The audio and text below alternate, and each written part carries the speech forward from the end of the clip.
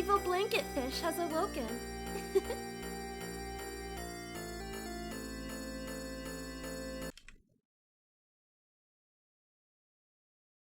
Okay. Looks like everything's coming in.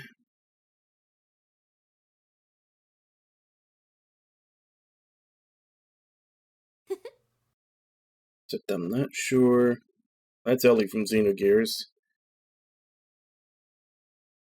Doesn't look like audio from the actual console's coming.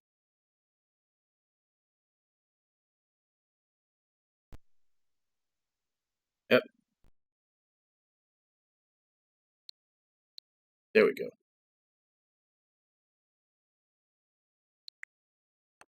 Yeah, that Windows update that I had a couple of weeks ago reset all the default sound inputs. Since it was 2 weeks ago, because I think I skipped the last Monday morning stream. I forgot about that. First time I've had to have the capture card since then.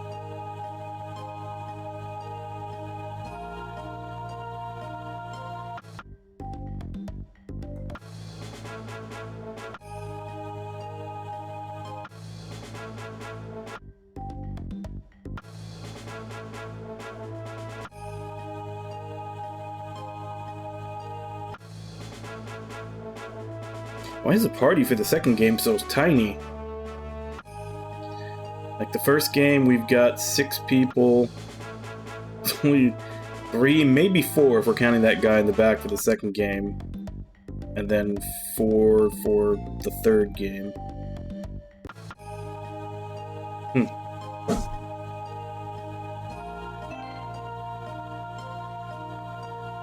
But yeah, we're still continuing with Will of the White Lions. I think when we left off last time, we basically took back a fort as part of our job to deliver supplies to that fort.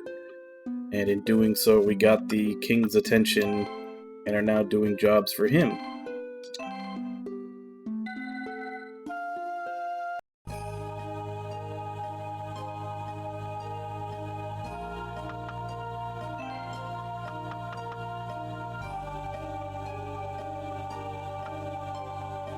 Okay. I think I finished that one last time. This new one is everybody level 15, which I don't think... Yeah, not quite ready for, considering we still got some 12s.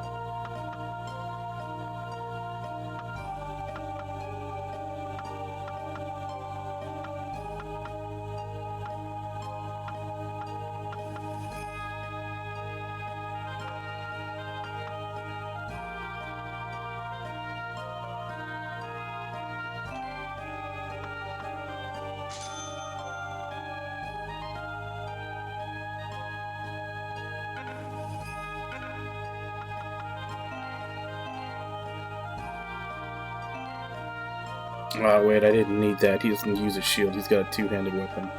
That was dumb of me. I think that might have been the only one I needed. Yep.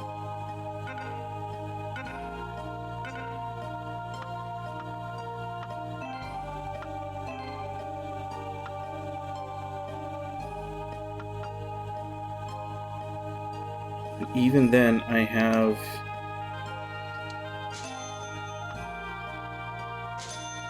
an upgrade for someone.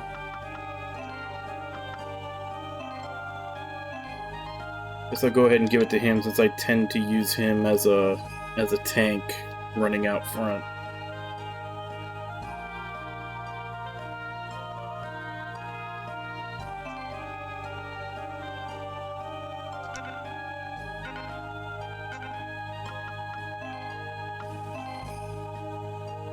Alright, I've got synthesis now.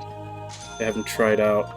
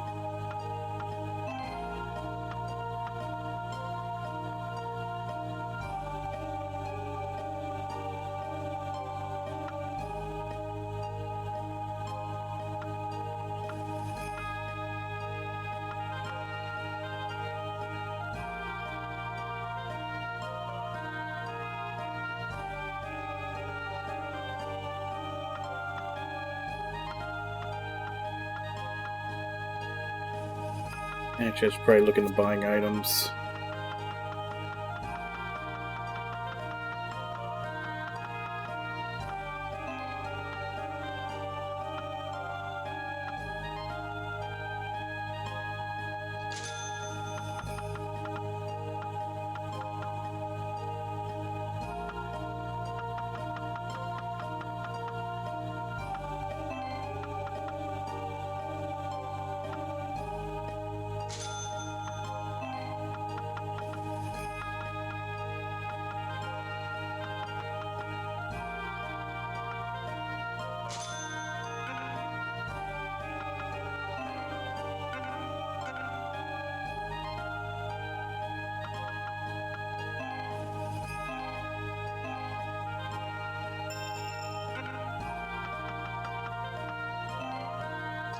Alright, let's see if the next chapter is doable. If not, we will have to do a free battle. Oh, speak of the devil. Near those white lions. Lydia. Commander Becker. Becker, you know this woman? Aye, we got split up at Stein Fortress. You made it out safely then. You yet live, Lydia. I was sure heaven had called. Don't just kill me off like that, Al. We heard Commander Becker was with the White Lions, so we've been looking all over. We? You mean there are others too? Yes, Reese and Direk, but they're in another town. I see, those two made it as well. That is most fortuitous. I was thinking only we had made it out alive, Becker. Leon, a word if I may. I've known you a long time, and I know what you're going to say. Come on, back to your comrades. This is the group you made. Though it was brief, I'm glad we fought together again. It was an honor to fight by your side. Good luck, you two. Let's go meet them. This is the Red Moon's revival. Okay, so we lose our guest characters. And there they go. Now then, we should really get back to work too. You had any nice requests come in, mister? Our group just shrunk, as you can see, so no frontline stuff if possible. I got lots of larger requests due to the war. But as for what you want, well, there's highway inspection duty. What does that entail? Some Zakrakians have been pretending to be merchants. Sounds dangerous already. Guess it's more of a defense job. You see. Right, we'll take it then. Good luck out there. Commander! Leo! What is it, you two? On board. Same. We've been busy lately, so let's take it easy for now. Taking it easy is fine, but we're just standing around. Yeah, my body's getting all stiff. That's enough, you two. This is still work. Something stinks. It's not me, is it? Definitely not me. Don't tell me, Julia. It's not me either. Why would you say that, Miria? No, it's that group over there. What about them? They suddenly stopped walking when they saw us. Couldn't that just be a coincidence? If we're lucky, but I tend to be right at times like this. Oh? They're walking this way.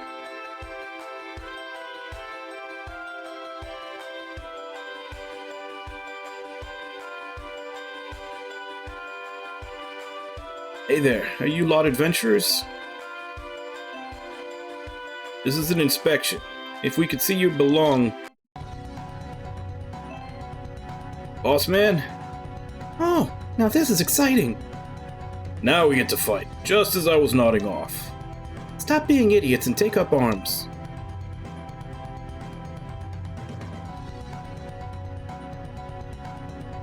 Damn, there's a lot of them.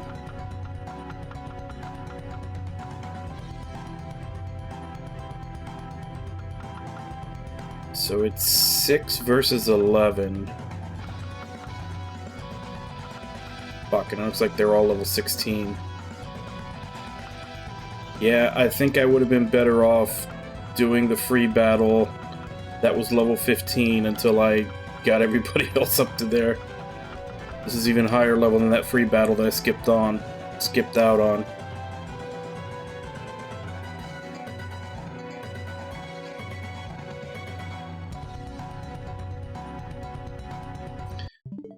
I guess that's why I saved right beforehand. Let's go back and actually do the free battle instead. It's still a little high for my characters, but it's better than the story battle that's one level up. I wouldn't say it's not easy. I wouldn't say it's difficult, but it does seem like you have to, like, I kind of wish they would give you an indicator as to what level the story battles were, because this has been a couple of times where I've gone into the story battle and realized that I'm not high enough level for it. So, you do have to do free battles, I guess, when they come out and grind. Only problem is, since it's, you know, it's a strategy RPG, you always end up having those characters that are stronger that end up leveling faster than everybody else, and everybody else falls behind. Hey Nami, how you doing?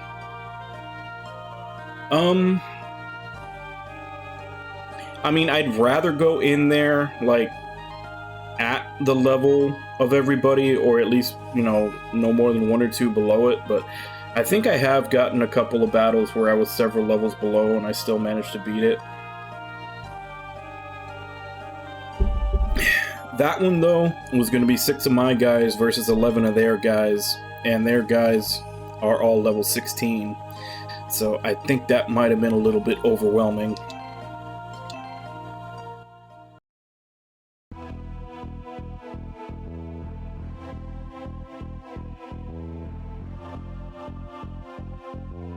Are you referring to the class-based XP? Because as far as I know, Tactic Ogre Reborn is getting rid of that. Because people complained about it. Because people have to ruin everything.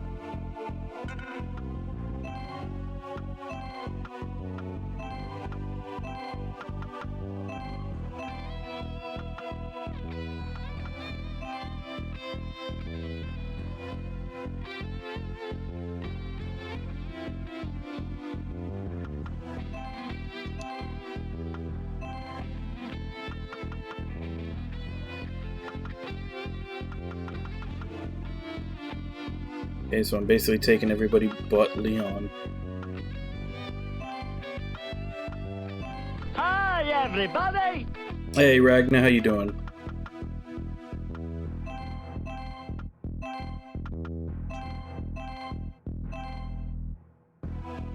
If this is too much for me, I'm gonna have to go back to the previous one. Yeah, because this one is 6v9 and they're all level 15, whereas if I did the story battle, it's 6v11 and they're all level 16.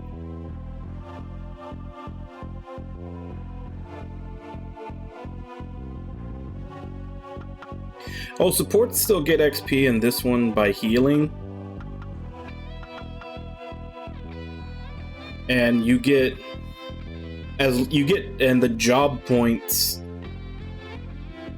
at the end are basically distributed amongst everybody that's standing, which does kind of screw over anybody that gets knocked out during the fight. But yeah, it just seems like you are meant to do the free battles in between, because I have noticed that those few times that I'm under-leveled when I get to a story battle is because I skipped the free battle because it looked like it was too high level for me to do at the time. When that was basically telling me that's what I needed to get to for the next story battle.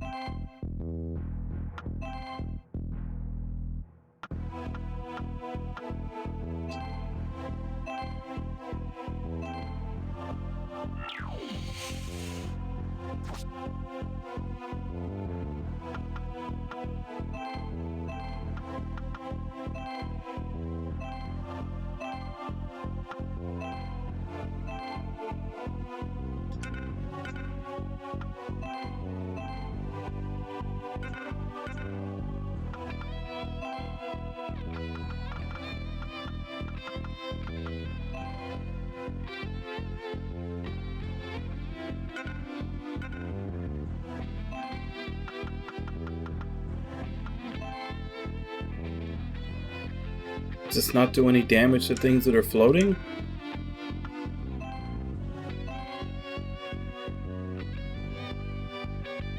That's the only one I've seen so far that'll kill it.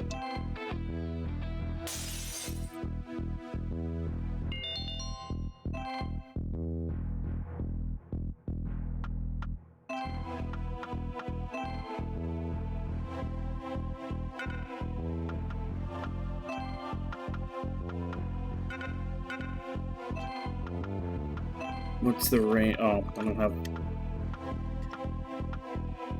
to drop it down to level 3, and the range is 4.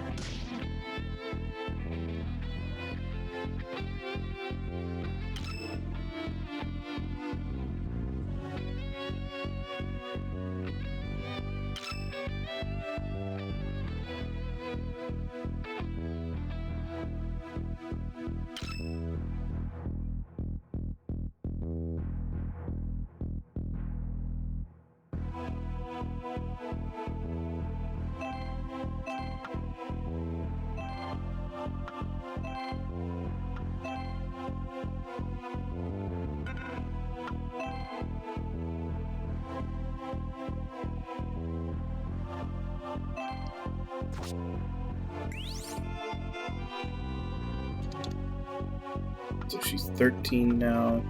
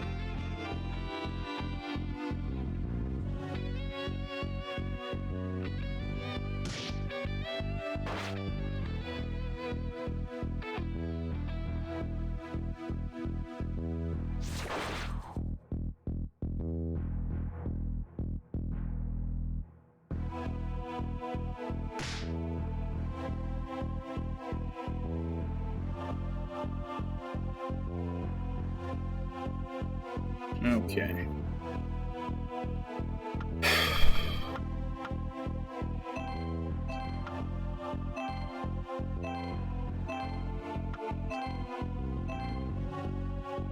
Six.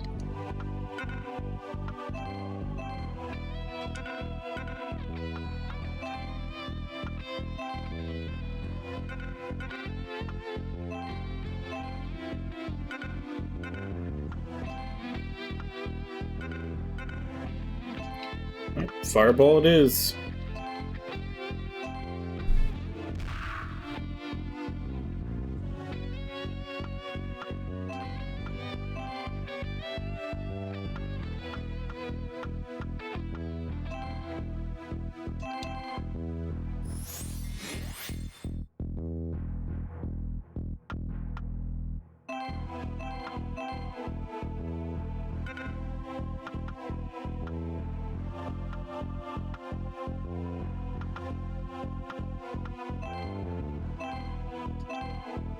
Okay, good. She can still reach him from there.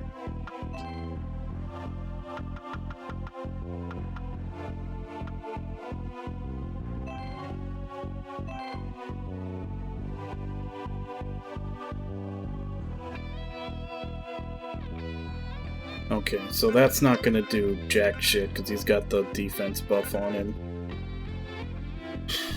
I really don't want to move her any closer than that, though.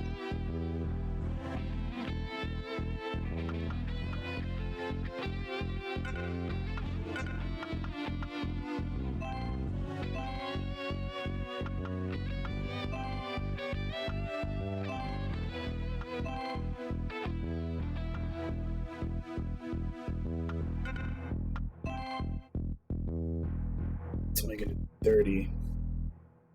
She's probably gonna get hit back for 30. And then be in a vulnerable position afterwards.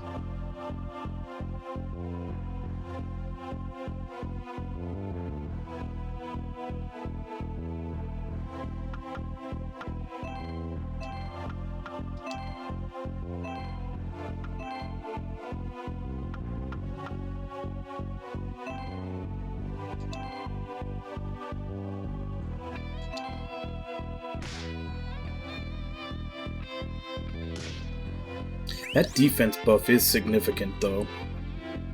It's really dropping the damage down that we can do to him.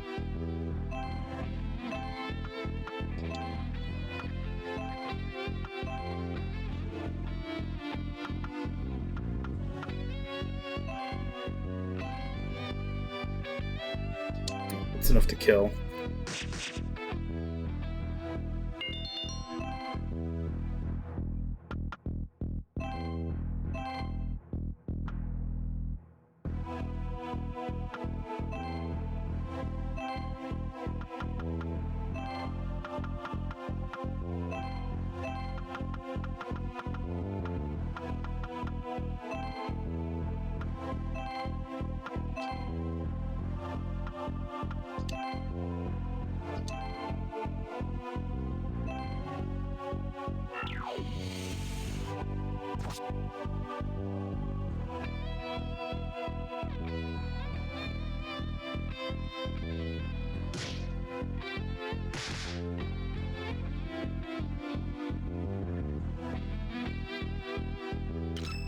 And now he's buffing himself, so he's gonna be a pain in the ass to kill now.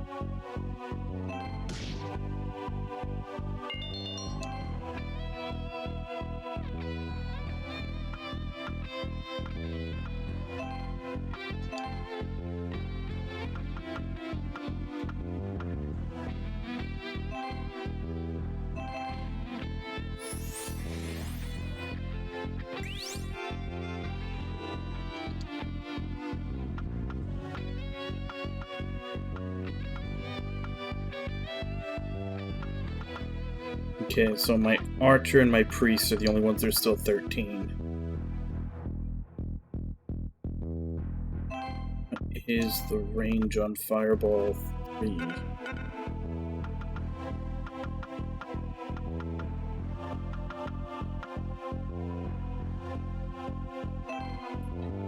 I'm just gonna have him chill. I don't feel comfortable putting him close enough to actually be able to hit them. Because then they'd be able to get up to him and hit him back. Also, let's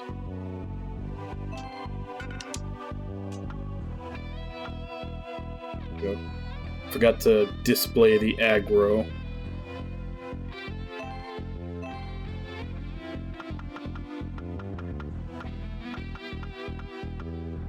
Can she hit from here? No.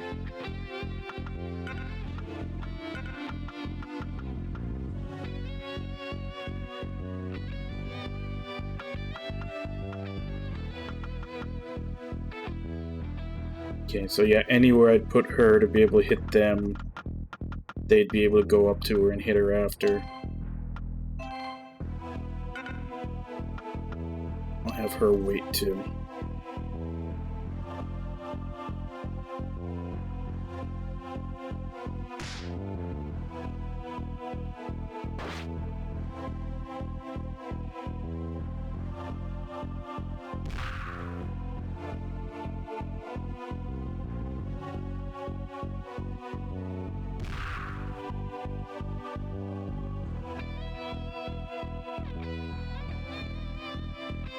This is in fact why I buy so many revives. Actually, wait. I think she has the revive spell. Pretty sure she got that when she classed up.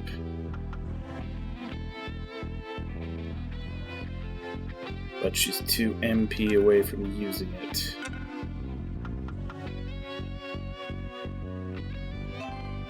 Fuck it.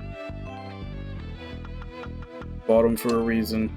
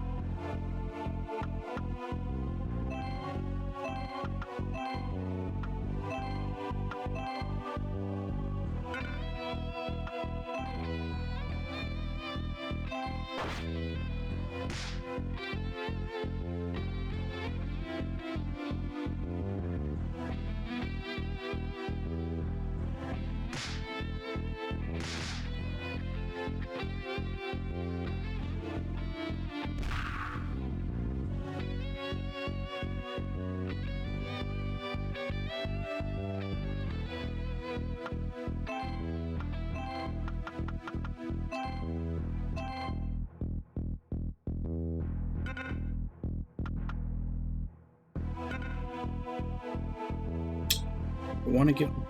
Yeah, let's give him the kill.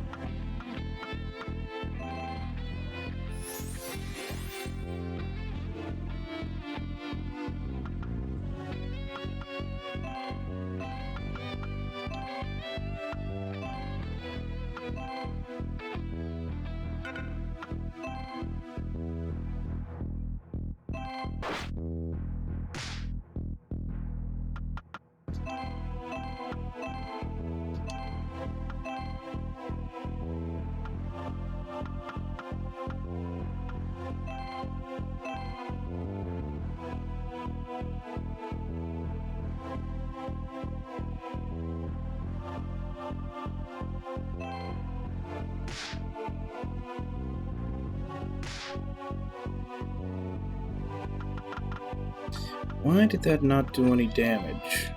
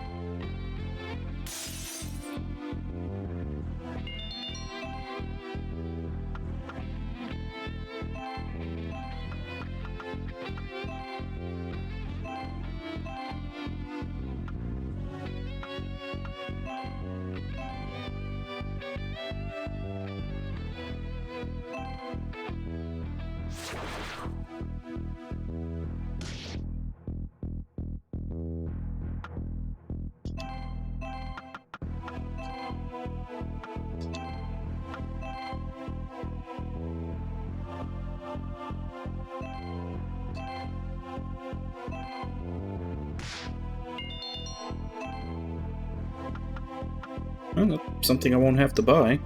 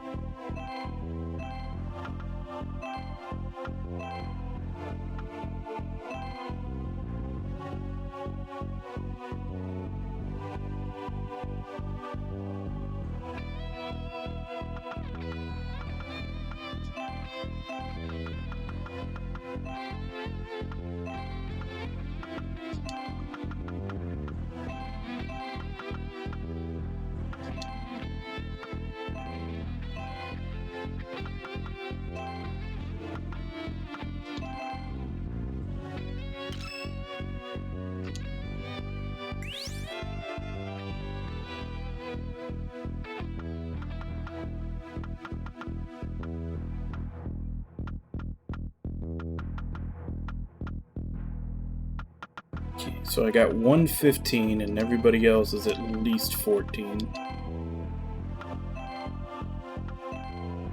Still not sure if that's what I want going into that stage with like 11 16s, but better than what it was at before.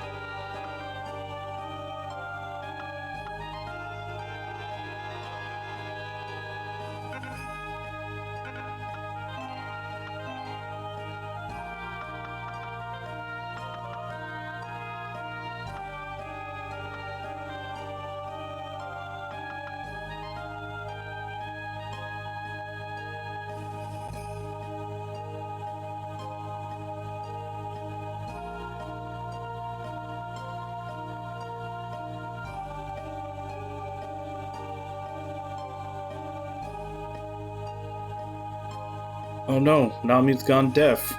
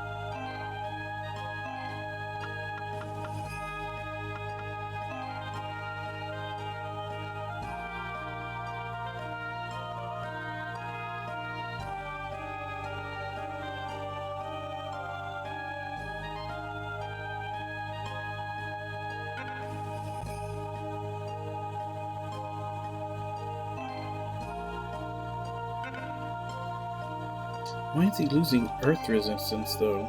Oh, it does have minus 25 Earth res. Might be worth it just for the extra strength, though. Since he is pretty slippery as far as getting hit.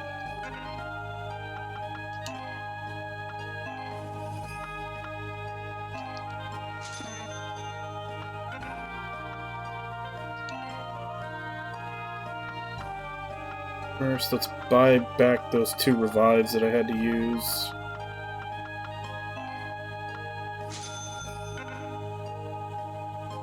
And I think we don't have money for anything else.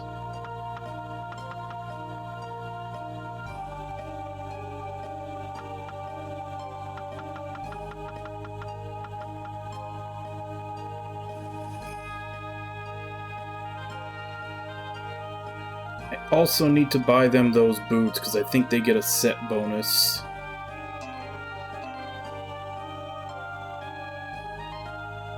Because I remember when they started off, they had like leather equipment in all their slots, and it said it was giving them a set bonus. But I think we may be good enough to try the story battle now.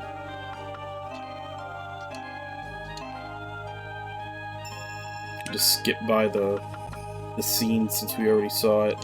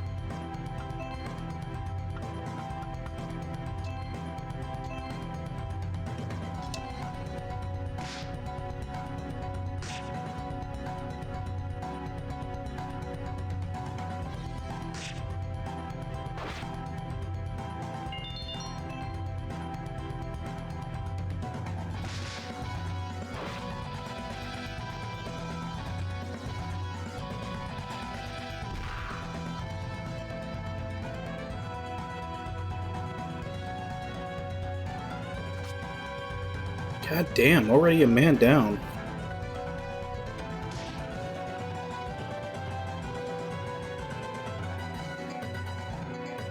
Two men down.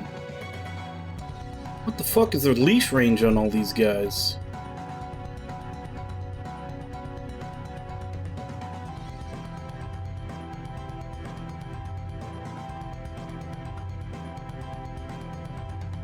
I honestly did not think these guys were spellcasters. I thought they were more like thieves.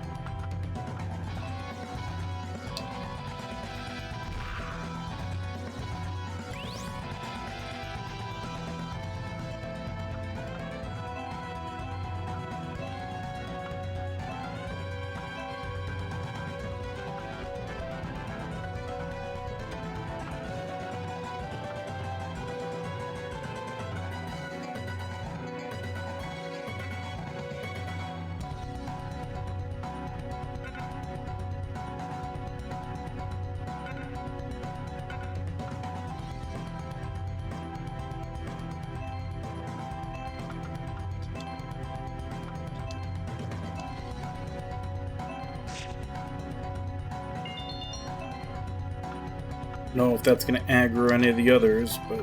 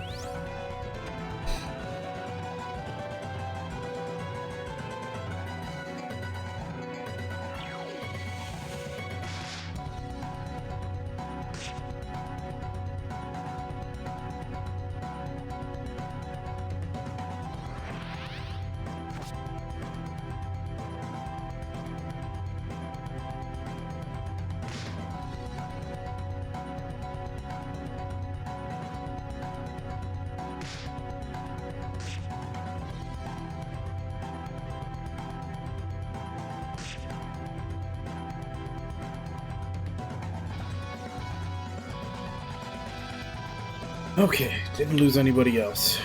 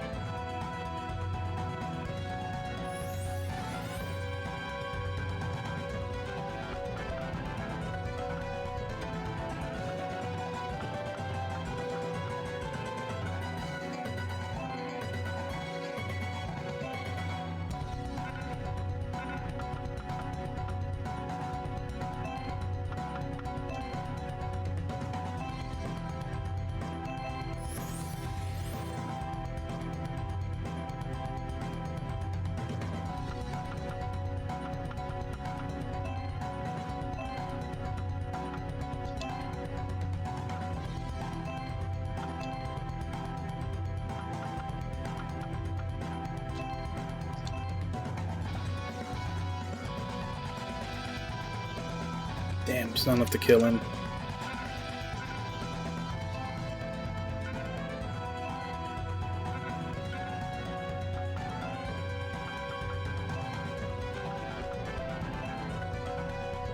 Not enough to kill him either.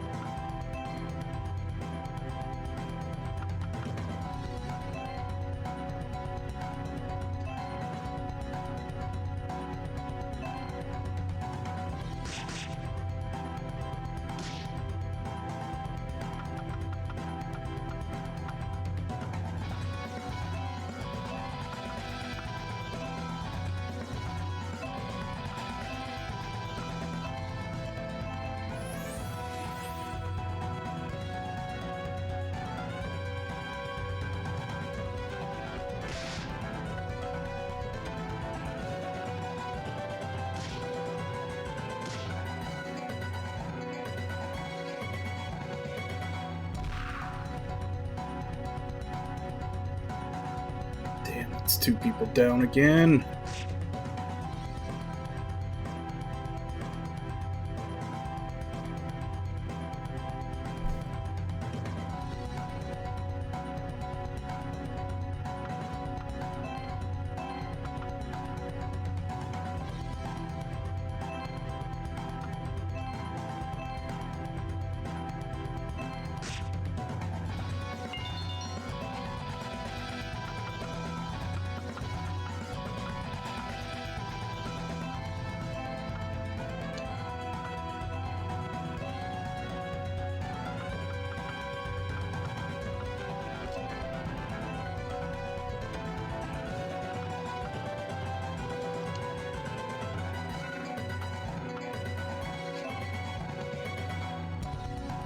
Oh, come on.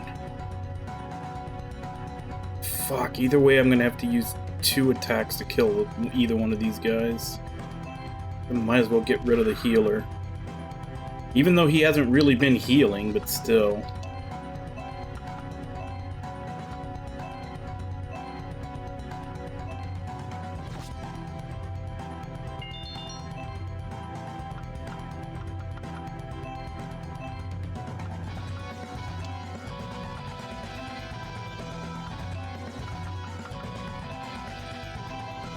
He has the best chance of surviving since he dodges so much, but they cast another spell on him, he's dead too.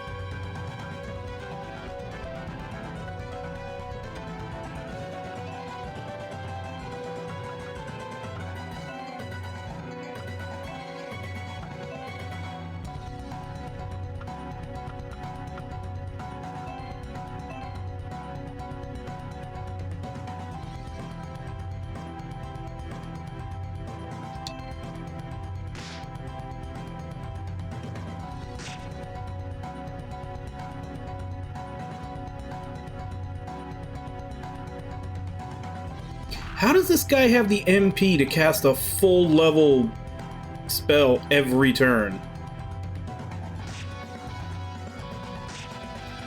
Fucking computer's cheating.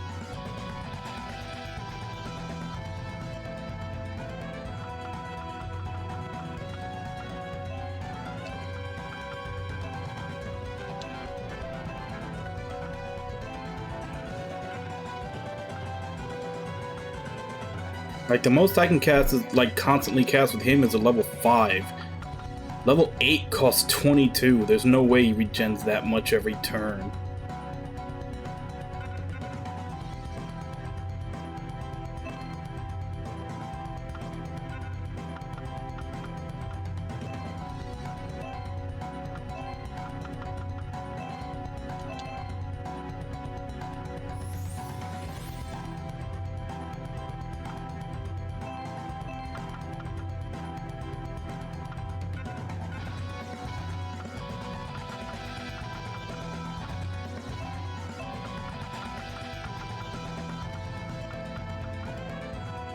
Damn, he's 1 off. think this guy's... I can hit him.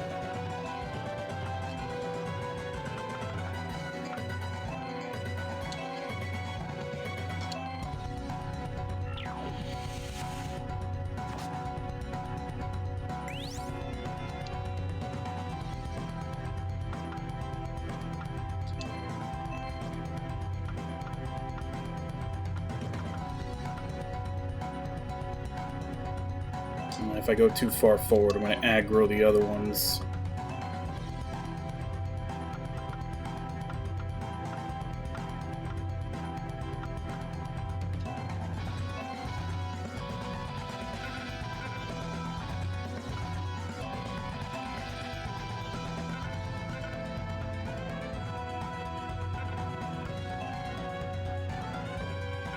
Okay, so a regular attack is not going to do it.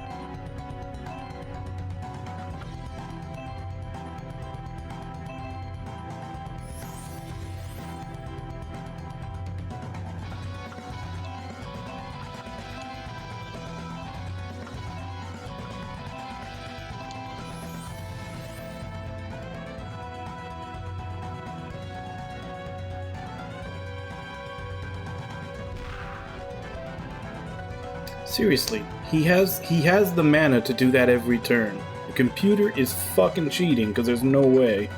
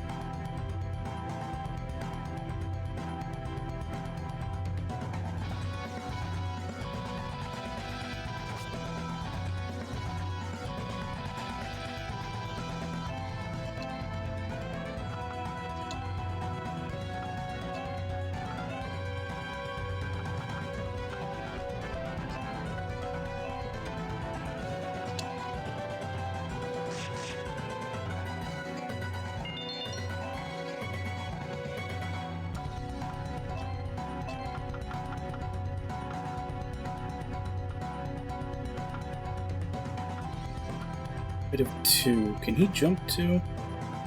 Yeah, he can jump 2. He can make it up to that. Just have to make sure not to end the fight before he gets it. And then I need someone else to go get that one.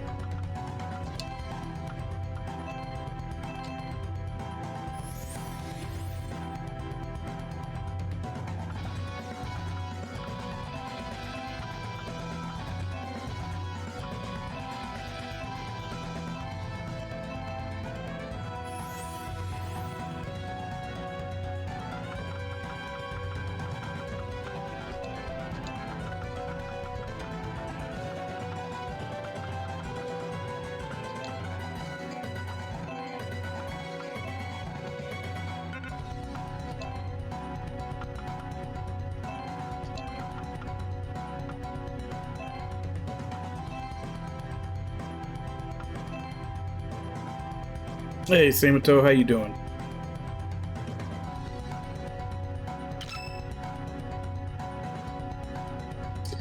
So preferably, I want to get rid of the mage, so he's not spamming fucking level 8 fireballs at me all day. And then leave the healer alive while we get the last treasure chest. Alright. He has a skill, I could have avoided that. You sleep well?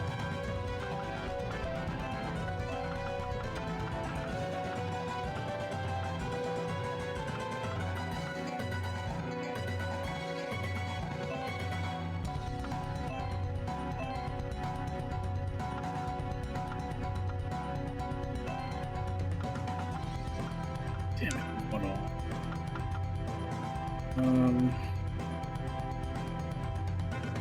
I'll just wait.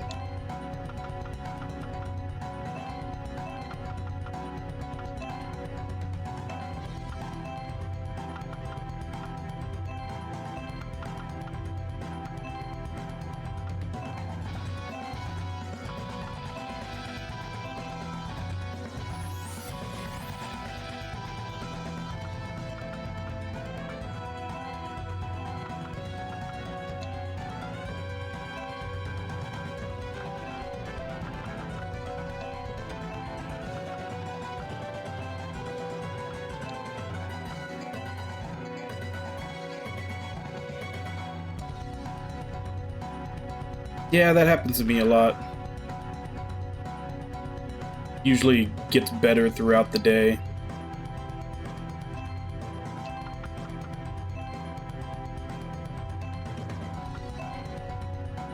Damn, I should have stored with him last turn.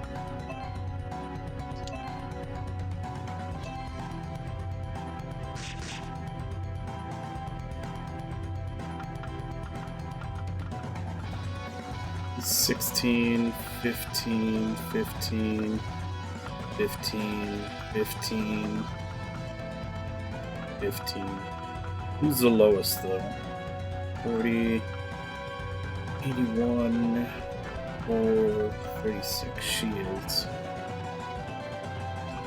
Probably not going to be able to get... Yeah, I'm not going to be able to get her in a rage to actually kill him, though. Have her continue healing.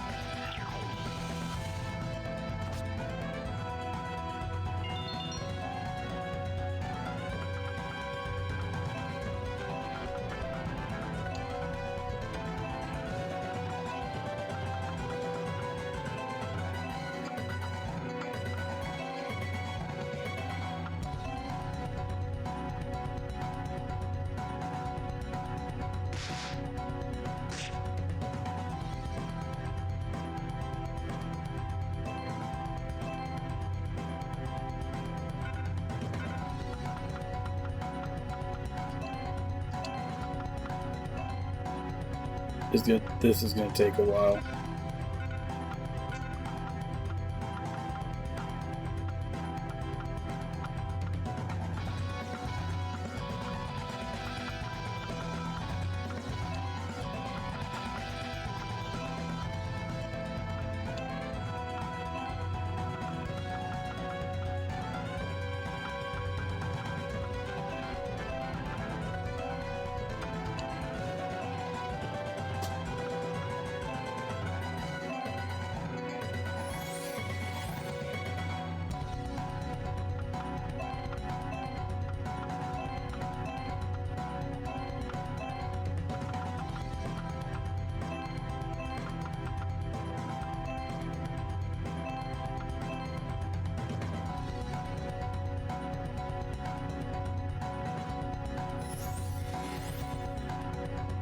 Yeah, you just keep doing that. Give me plenty of time to move over here.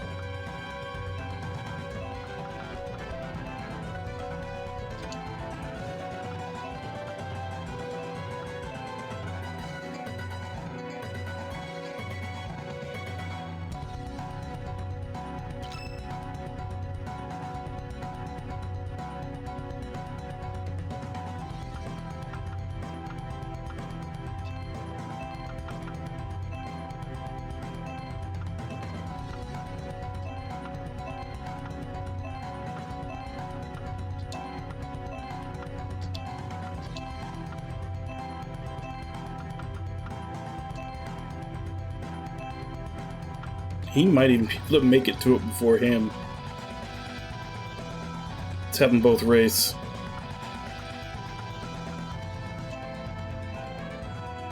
Nah, I guess he can't jump across. He's got to go the long way around too.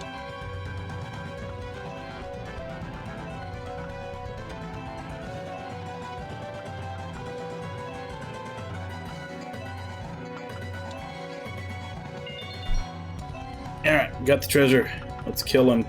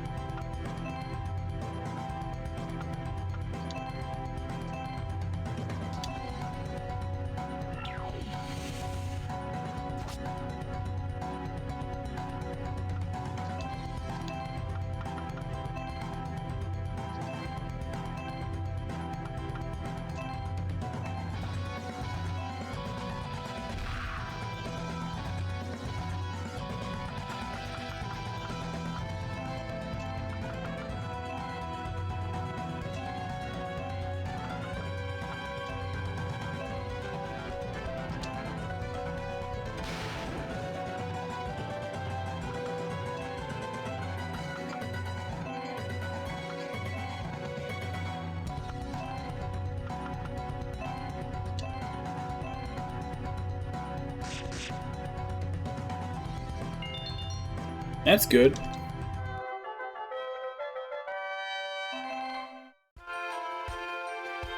I think what they usually say is that if you can lose, I think, 10% of your weight, then you get a lot of health benefits.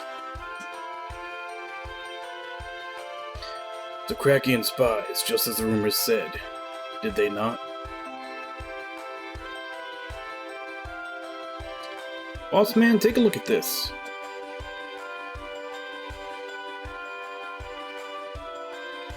It was a secret message in one of their collars.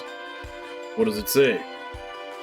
Right, so, in summary, the men who have infiltrated Mondor are to take the Desert Sage captive. Then they're to take him along to Mount Zeeg. These are Krakian spies, no doubt about it. Mount Zeeg is up to the north, isn't it? Yeah, along the Krakian border. But who's the Desert Sage? Never heard of him. Do you know, old man? Unfortunately, I do not. Even you don't know, Han Ronmel. But now we know this, we can't leave it be. Let's get some information at the bar.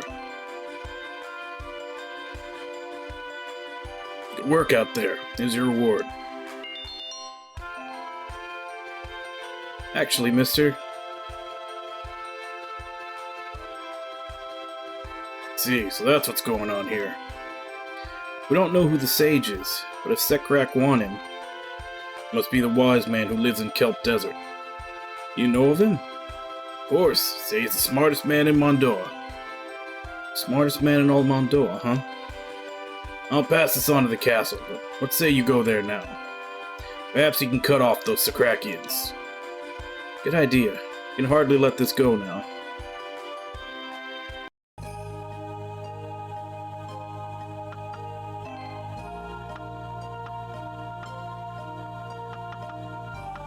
I wonder if these gold ones are post-game. So, level 17 one now.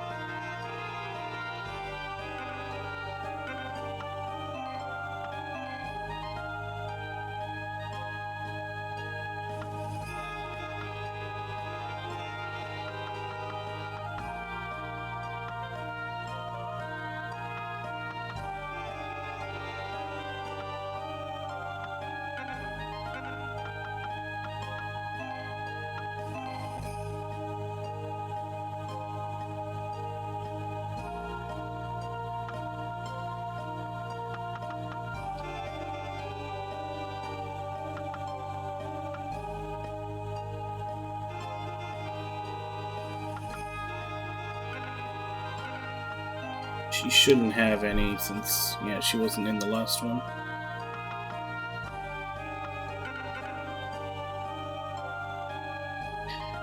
Okay.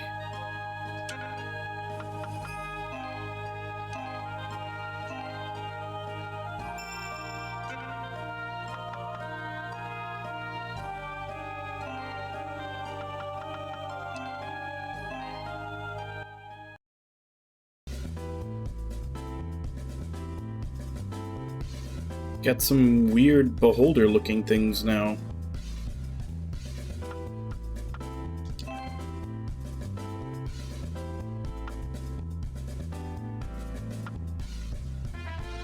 So again, everybody except for Leon.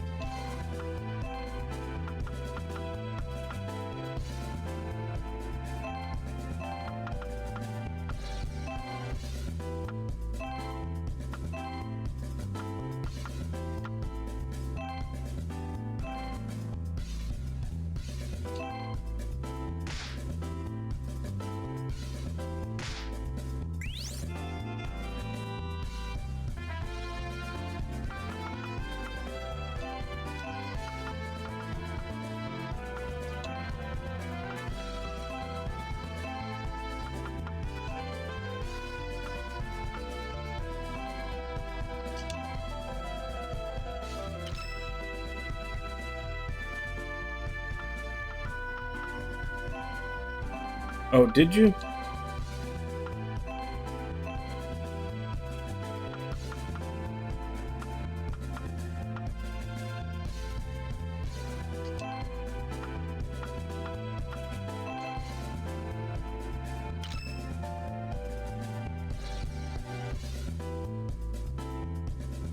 So how are you enjoying Soul Hackers? Since I'm guessing you played more of it since last time.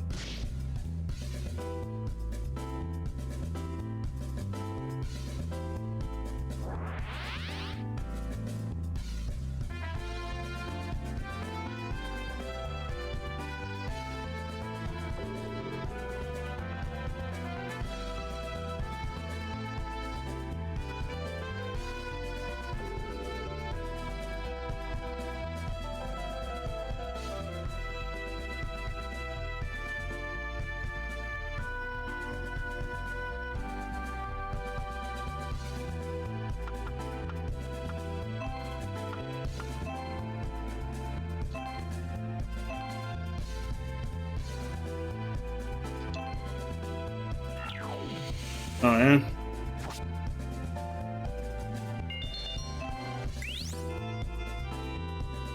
Well, I saw a review by Gnarly. He basically, the only downside he said was that like, he said everything in it was good, but just that the actual dungeons were kind of boring.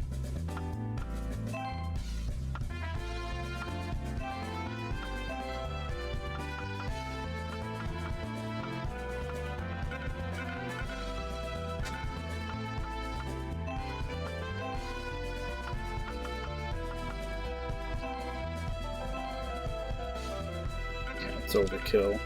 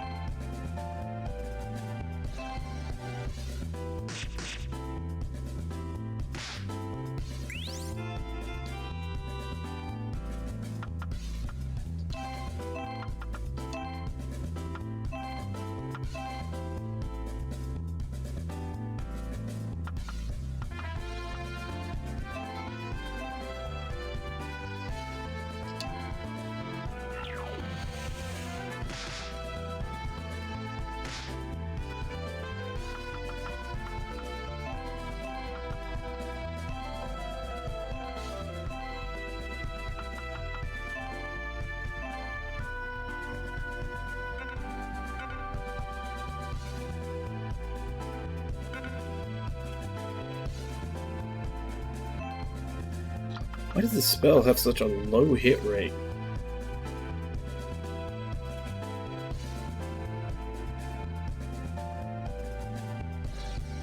Oh, so it is going back to old school SMT where it's just dungeon crawling.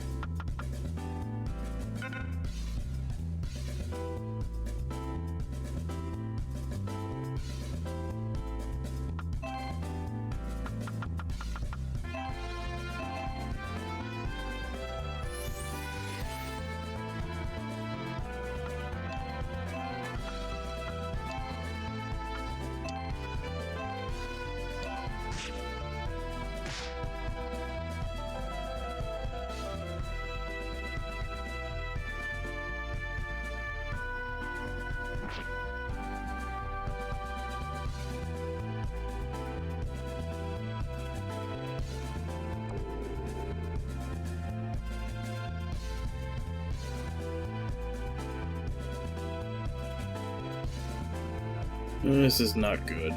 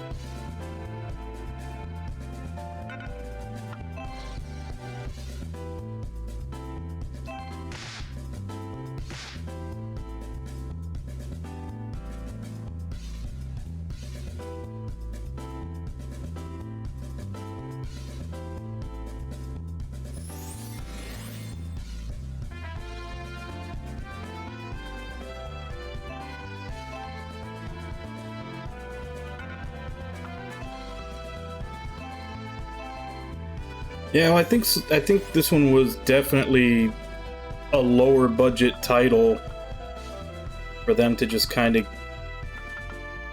basically give the team something to work on.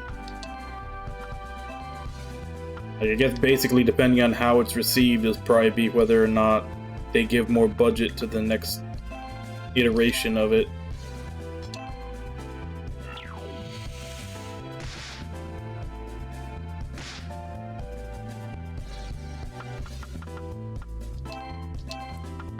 But, I mean, I got through Crystar just to do the story, so I'm pretty sure I'll be able to make it through Soul Hackers too.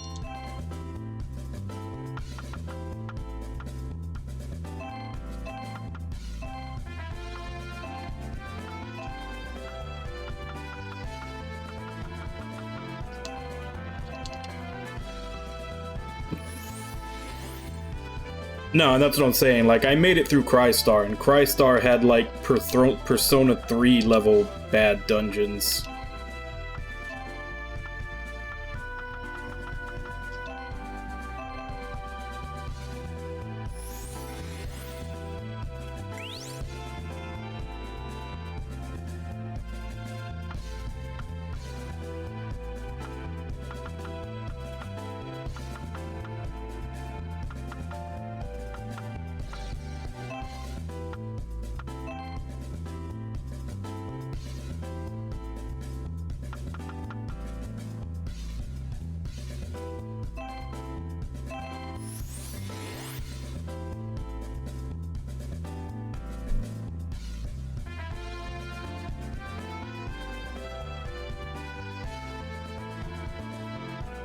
Fuck, this battle is just like all hard-hitting enemies.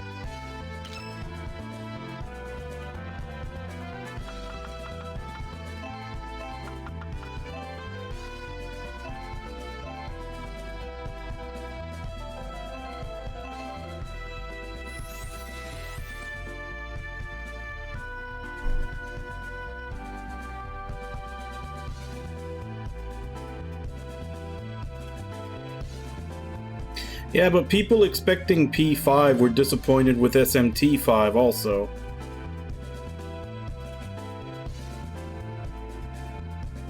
If they expect every game Atlas does to be Persona 5, then all they're ever going to be is disappointed.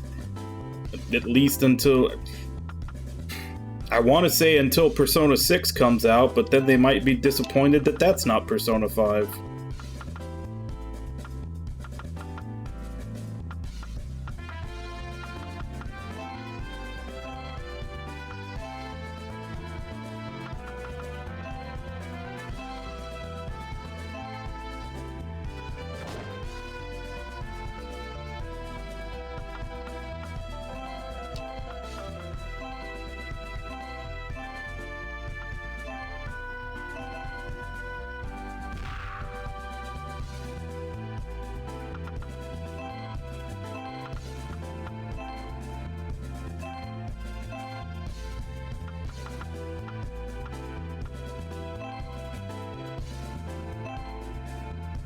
$57 to him. Not enough to kill him. So do the 57 to him then.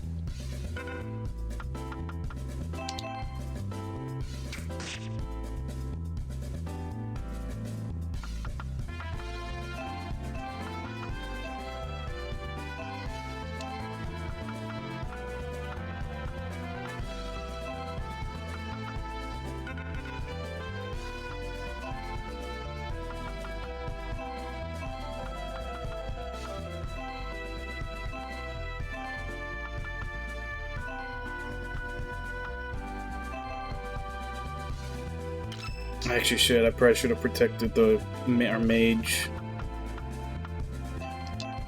Maybe she can get to him.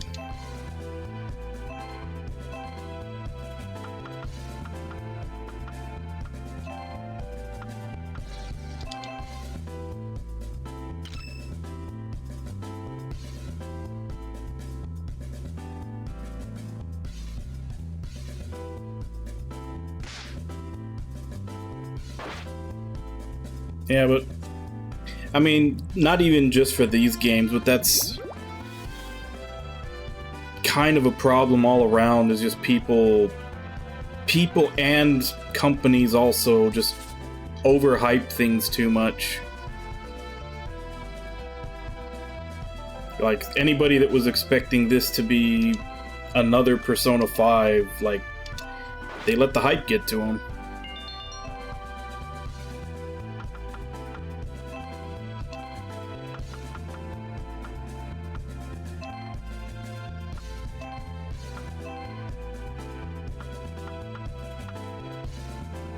Damn, he's only got 5? Oh, right, because I threw knife last turn. And he can't do damage to that thing. Guess he has probably the element on his weapon.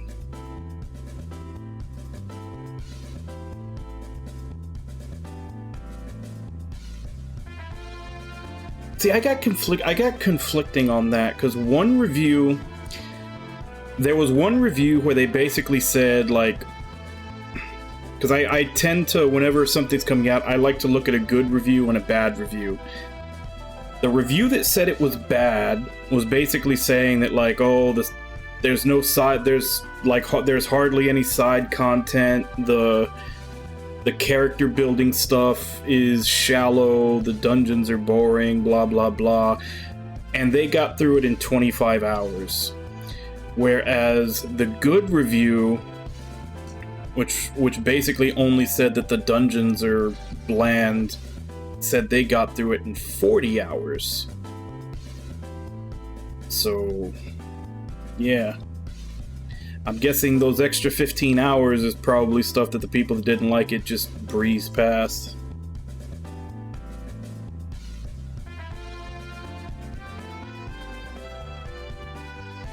Well, no, I mean, we're even seeing that right now. Like, anytime Square Enix puts something out, people expect it to be... Like, people expect Square Enix's other games to have the same amount of money put into them that they do Final Fantasy and, like, Final Fantasy VII Remake. There are people out there now that think that because Final Fantasy VII Remake exists, that every game Square puts out should have that much money pumped into it. And that's ridiculous. Like, that is specifically, you know, that game was gonna print money regardless, just based off of it being Final Fantasy VII. So they can pump that much money into it and know that they're still gonna get a return. But, like, it's bad enough. There's people that think, oh, it's like, oh, this is what the games can look like. So every Square Enix game needs to look like this now. They need to put that much money into it. And then even a step further than that are the people think that other companies should have games that look like that and put that much money into them. You know, even non-Square Enix games. But that's what I'm saying. A lot of people have these mindsets that, you know, this is the new bar and anything that is below that bar is trash. Like, there's a lot of people out there that have that view on things that, like, oh, this is the greatest game ever. Now, any game that is not as good as this is trash and not worth your time. Just replay that old game another 12 times.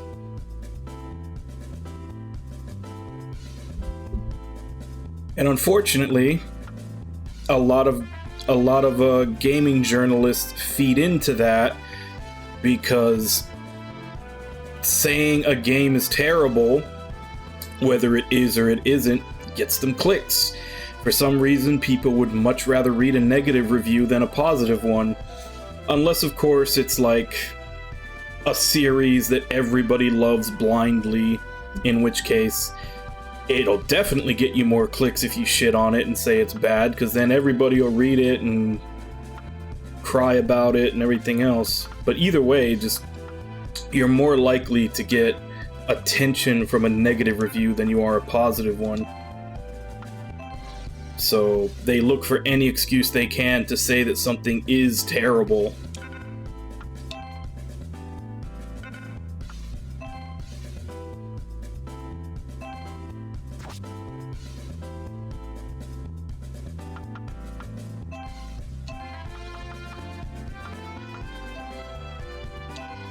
and that's why I'd much rather go by a review from like a YouTuber or someone who is a longtime fan of the series and see what they think of a game, rather than just someone who's trying to get as many clicks as possible on an article.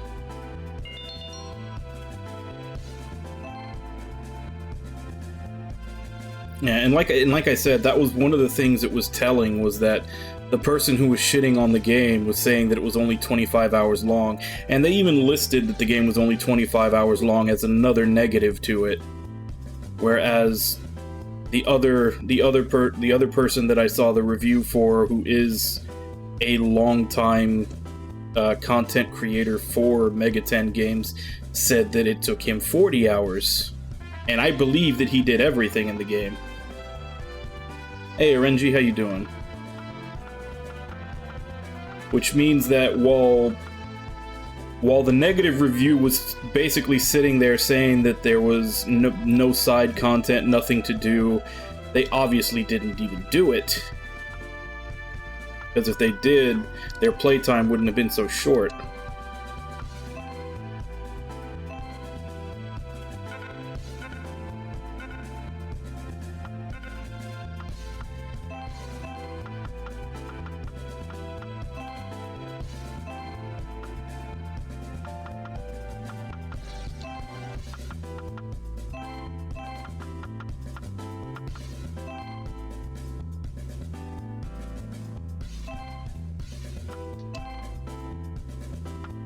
Nah, I don't even think the DLC... I think the DLC is only like 2 or 3 hours.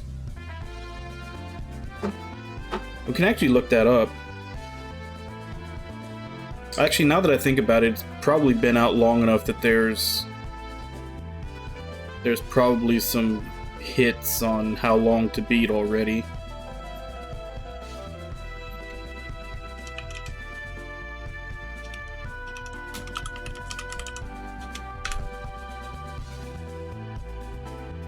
Nope, guess not. Still empty.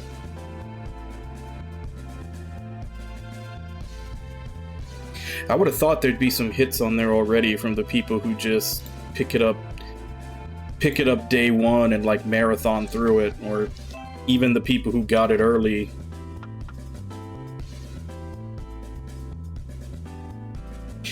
That was like I said, that one YouTuber in Yarly. Those I didn't mention that one, but those were the two things that he said were negatives on the game, was the dungeons are bland and day one DLC. But I mean, I think the day one DLC being bad, we can all agree kind of goes without saying.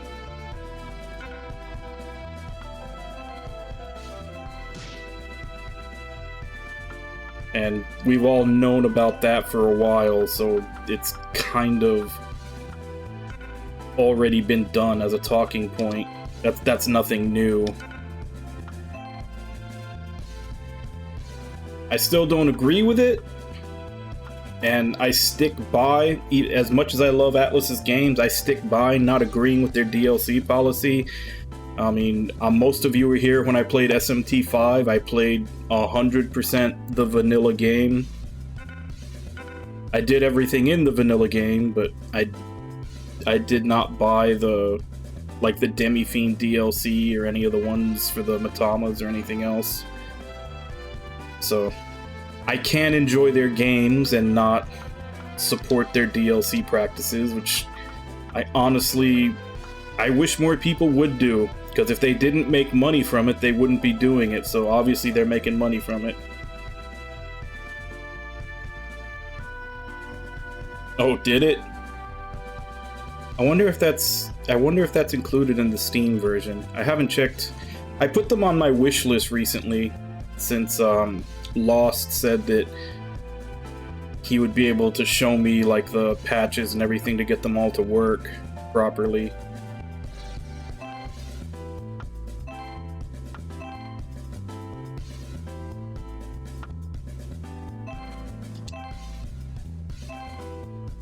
But I didn't check to see if they had any DLC.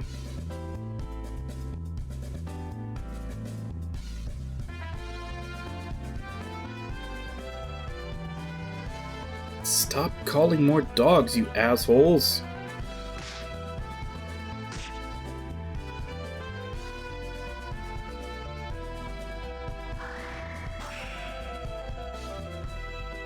But yeah, day one DLC, like that's definitely a practice that I don't want to endorse. If it's like an expansion that comes later down the line, I'm usually okay with it. Like, I will say that is one thing that I guess Xenoblade 3 is kind of doing right, is that they're kind of having their expansions that come later. But yeah, if you have it done when the game comes out, it should be with the game.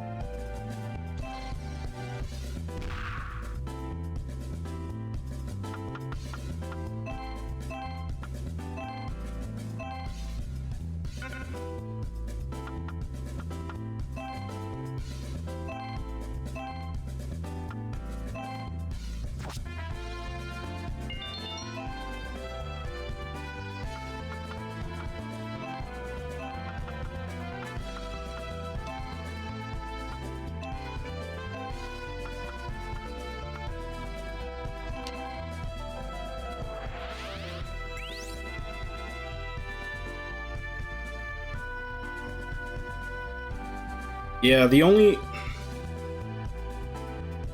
And it wasn't day one DLC. It took them several months later to put it out, but the only one that I defend a lot that people like to give shit to is Ashura's Wrath. Because I know the story behind that one, that it was actually the developers' like last-ditch attempt to try to have a sequel condensed down into one more chapter when they found out they weren't going to get a sequel.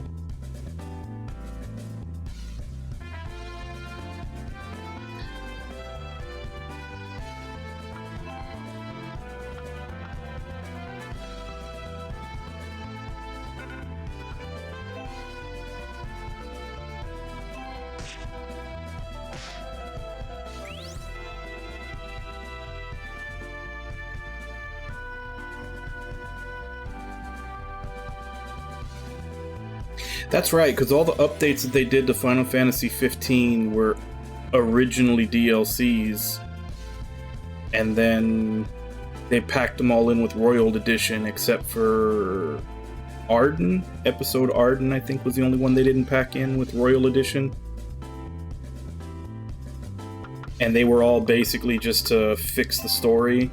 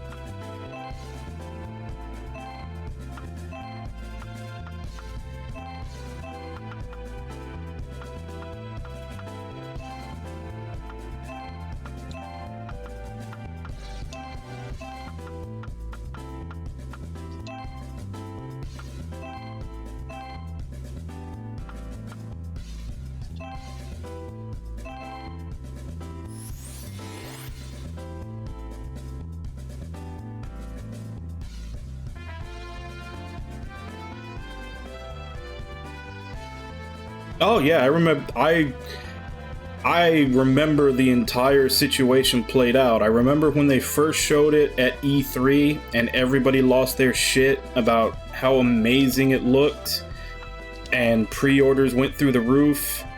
And I remember that next year when they showed it at E3 again and they showed that it had QuickTime events, which at the time were such a huge deal breaker.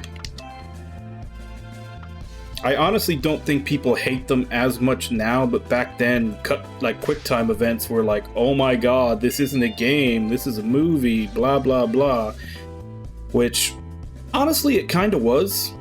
The game was very much trying to be an interactive anime, like it even had commercial break cuts. Like that was the entire aesthetic it was going for.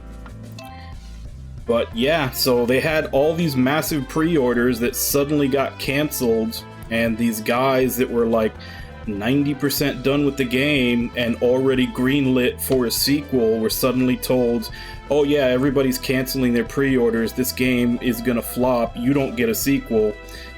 And then basically having to beg to try to slap that DLC final chapter together to tell the story that they wanted to tell in the sequel, you know, rushed into a single chapter, which still turned out amazing, but it was supposed to be a sequel that was way more fleshed out. And then everybody giving them shit for it for saying that they intentionally left the real ending out of the game, even though it took them like another 4 or 5 months to make it and put it out after the game actually released.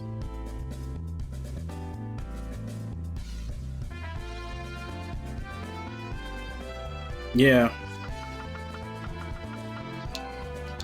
And as it was, the story that was in the DLC was really fucking good.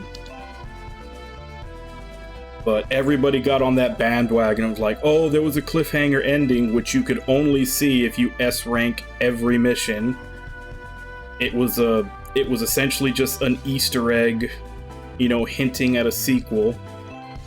And everybody was like, oh, they left the real ending behind DLC, shitty Capcom and their DLC practices. Which, they jumped to that conclusion because at the time Capcom did have, like, that was right around the time of Street Fighter vs. Tekken when they had all the DLC on disc. But that game got a bad rap just because of Capcom's failings at the time. That game got a bad rap when the developers were just trying their hardest to get the sequel story that they already had planned out there to people in some form.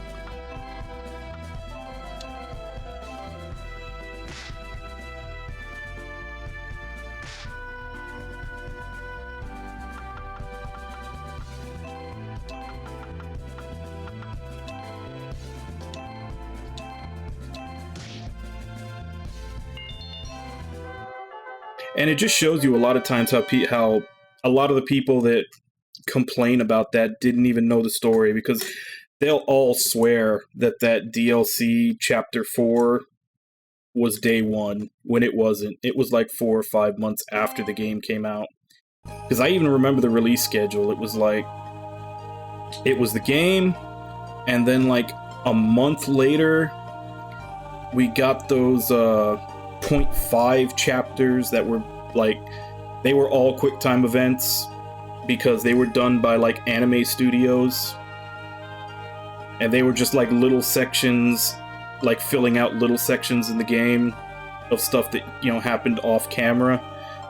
And they were done by anime studios, so they came in later because the studios weren't done with it.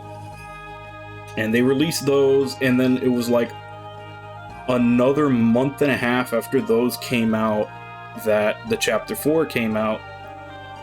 And they started working on it from the second the game went gold. So the second they finished the game and sent it off to like be tested and start printing and everything, they started working on that. And it was like 3 months after the game released that they finally got that DLC out.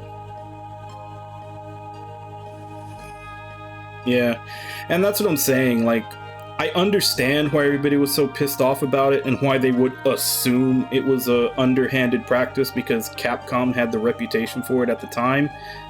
But that game got a bad rep when it didn't deserve it, just because it got swept up in all the other shit Capcom had done.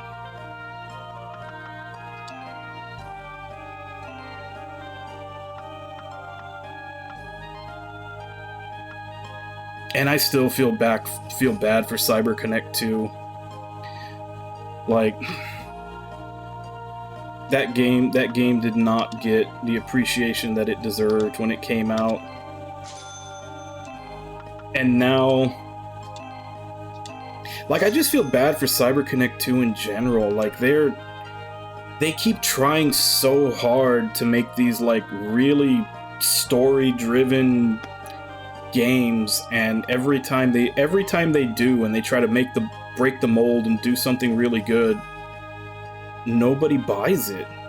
Like, it was Athura's Wrath, and then also they also did Fuga, which thankfully their publisher is like willing to go ride or die for them and do the whole trilogy, even though that first game didn't sell well. But I just feel bad for them. It's one of those things where you see a really good game with a developer that really basically pours their heart into something, just get completely ignored in favor of all these other cookie cutter made by committee games.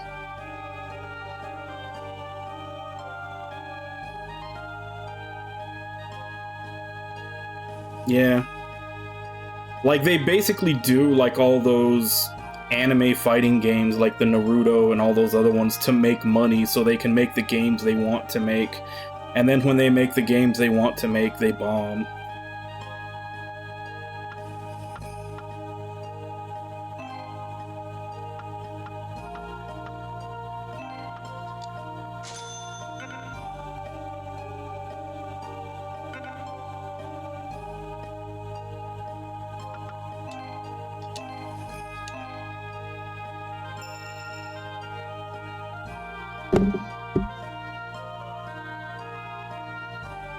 Yeah, that was another one.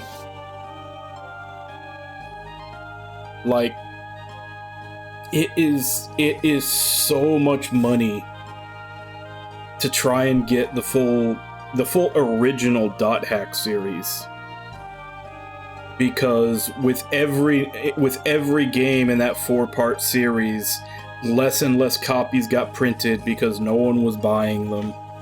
So that 4th game in the original Dot Hack series is really fucking expensive. Actually, I'm curious, what's it at now?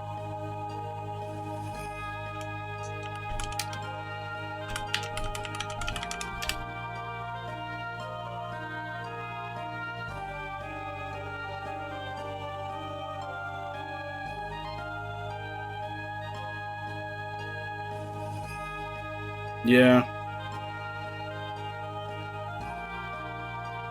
I mean, you always can emulate it, but I'm mostly just pointing out it's the same thing that happened with Xenosaga 3.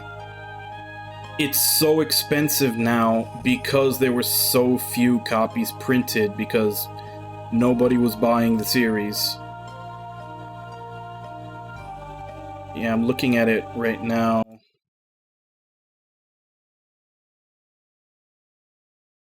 It's like 400 here, 1,500 here. I don't know what crack that guy's smoking. Unless that's he says brand new, so that might be a sealed copy, but still.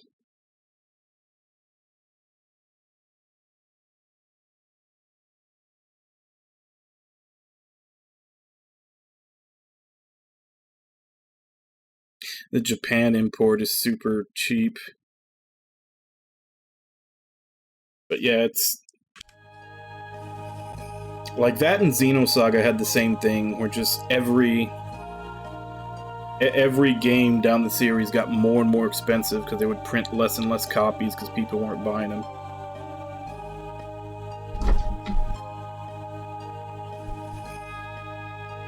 Yeah, they also didn't want to do the Xenosaga remasters. Because apparently, like, there was that interview where they said they were going to the ideas, and then they did market research and said that people wouldn't, there wasn't enough interest. I wonder how much that has changed since Xenoblade 2 and 3 and the Xenoblade Director's Cut have come out, because I think they were what they were talking about was right before Xenoblade 2 came out. So I wonder if that interest in the Xenosaga games has gone up since then. And then if Square is ever going to do anything with Xenogears, or if there's some kind of legal loopholes or something blocking them. But anyway, I'm going to go ahead and go on my break. I'll be back in 5, and then I think we might be okay to do the next story battle. Because the free battle was level 17, and everybody's either 16 or 17. Yeah. Which that's always the question, is will it be profitable? But the problem is that not only is the question, will it be profitable, but also the fact that Japan is very skittish. Like, they're very hesitant to do anything. So when they're checking to see if it's going to be profitable, they're probably going to be looking at the worst case scenario of whether or not it's possible or profitable. Like, they're not going to be putting any faith in anything. They're going to look at, like, oh, you know, if they're looking at a range to it could make this much to this much, they're going to go with the bottom to play it safe, because that's what they do. But yeah, I'm going to go on break. Like I said, I'll be back.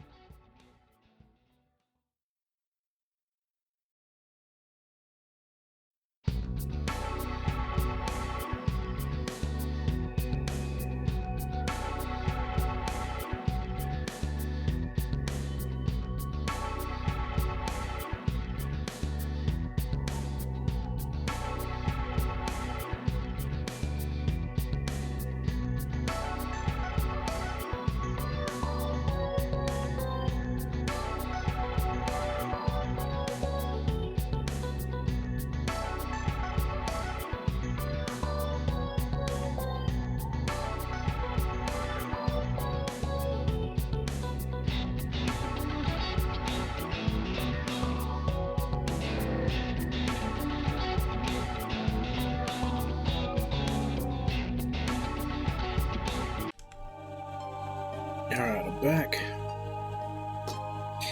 Yeah, I was thinking about it while I was on break, and that whole thing about how conservative Japan is and how they don't want to take risks reminded me of the announcement that we just had with Armed Fantasia and Penny Blood. Because I had this conversation with Haideru in the Discord and with some other people on like Reddit and some other forums, but they bring up that the $750,000 goal that they're going for is really low for developing 2 games, which leads me to believe that, because, like I said, because of the way Japan is, they probably have a publisher that they've been trying to convince to give them the funds to make the games. So I'm pretty sure this double Kickstarter is just there for interest, so that they can have something to show them, like, look, people want this, people are gonna buy this. Because yeah, $750,000, not enough to fund the development of 2 games, unless they're gonna be super, like, low-budget indie. But looking at the screenshots and everything that have come out for them, they're not. They're not going to be high budget, but they're not going to be like, 2D pixel 16-bit style. So that's definitely going to need more money than that. So I'm pretty sure that they have a publisher that they're just using this to prove that there's interest and that people want these series back, or rather the spiritual successor to these series. And I went to their Kickstarter page because I know it's supposed to start on the 29th, but apparently it's not actually open yet. Because I do want to see how fast they reach their goal.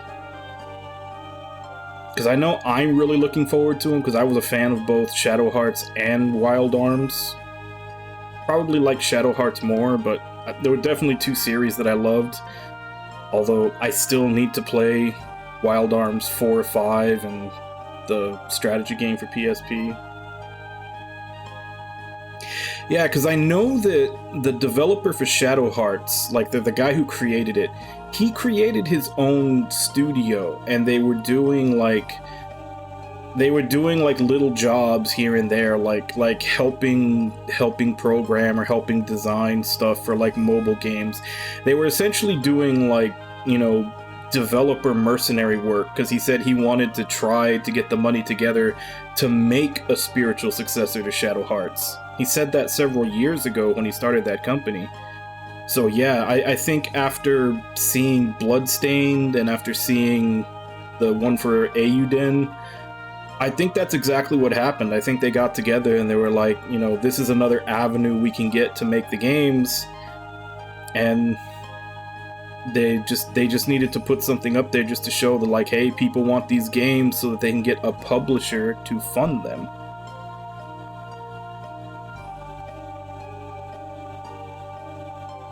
Yeah, Wild Arms had a strategy game on the PSP. That was actually the last entry into the series. It was called Wild Arms XF.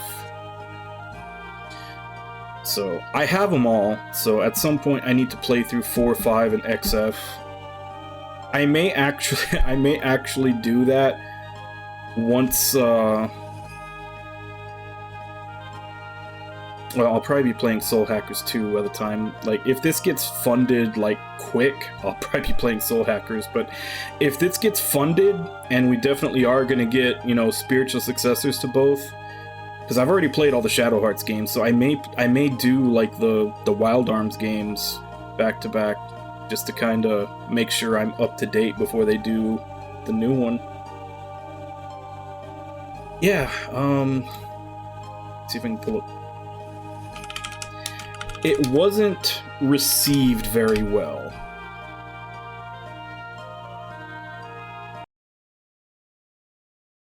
But yeah,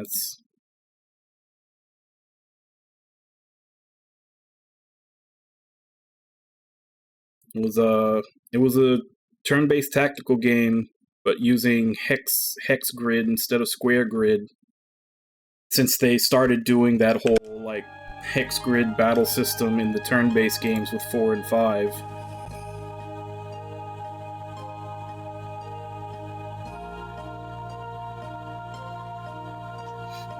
Yeah, I'm pretty sure they did. And I'm pretty sure that Wild Arms 1 and 2 are both part of that, like premium, or whichever level it is that you get, like, the classic games.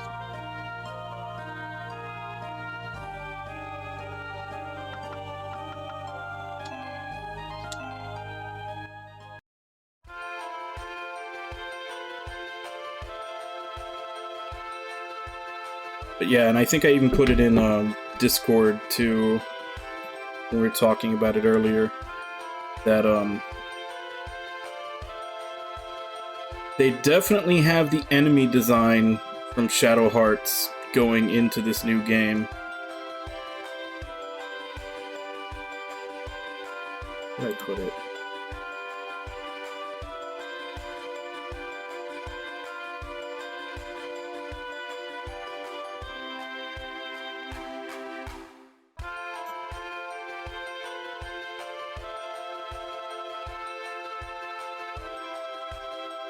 Yeah, because there were quite a few. I found quite a few pictures up there, but like just like this is supposedly one of the enemy designs for an enemy in Penny Blood, and then this is like a. So the main character is still going to be basically the way Yuri does. They already said it, that he's going to be able to fuse into different things, but I think they were going for, instead of him fusing into demons, now he's fusing into like knights, like old, like legendary knights. I think, I don't know who owns it, but it was MediaVision who made it, and I know right now MediaVision is like MediaVision is the one doing all the Digimon games right now.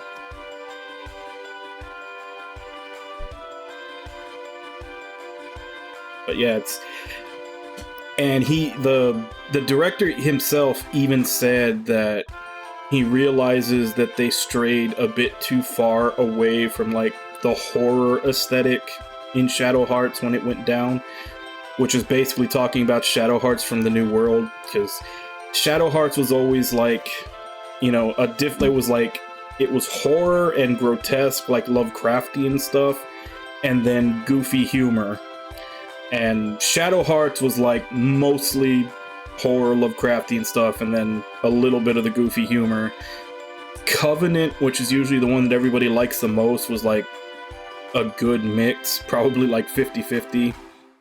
And then From the New World, which was not 3, everybody keeps saying it's 3, it was not. It was a side story game that they made to make money to make 3, which ironically lost them so much money that their development went broke and they couldn't make 3. But that one was like all goofy, very little of the like dark horror stuff. It was like 0% of the dark horror stuff until you got like halfway into the game, which most people didn't even make it that far before they flushed it.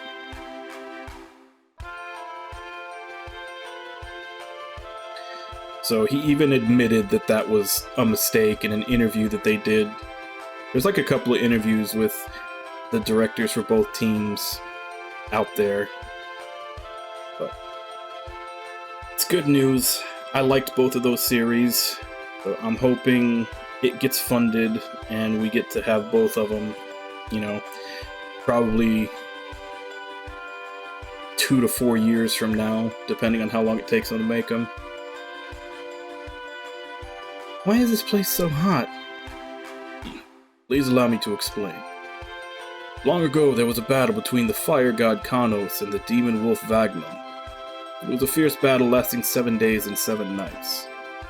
Vagnum bit through Kanos' throat, and Kanos lopped off his head in return, bringing the curtain down on both of them.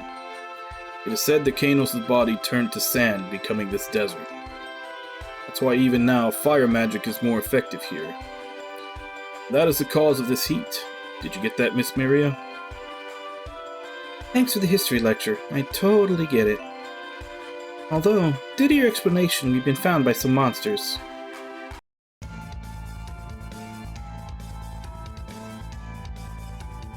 Well, this was unexpected. Though I doubt my conversation is connected to their arrival here. That's enough talk. Let's get this over with. Damn it, this heat is making me dizzy. If we don't end this one quickly, boss man, we're gonna shrivel up. Yeah, and I'd rather not have that happen. All units to arms. We must finish this one quickly. So is there gonna be an actual gameplay element? 30... Okay, we have a 30 turn time limit.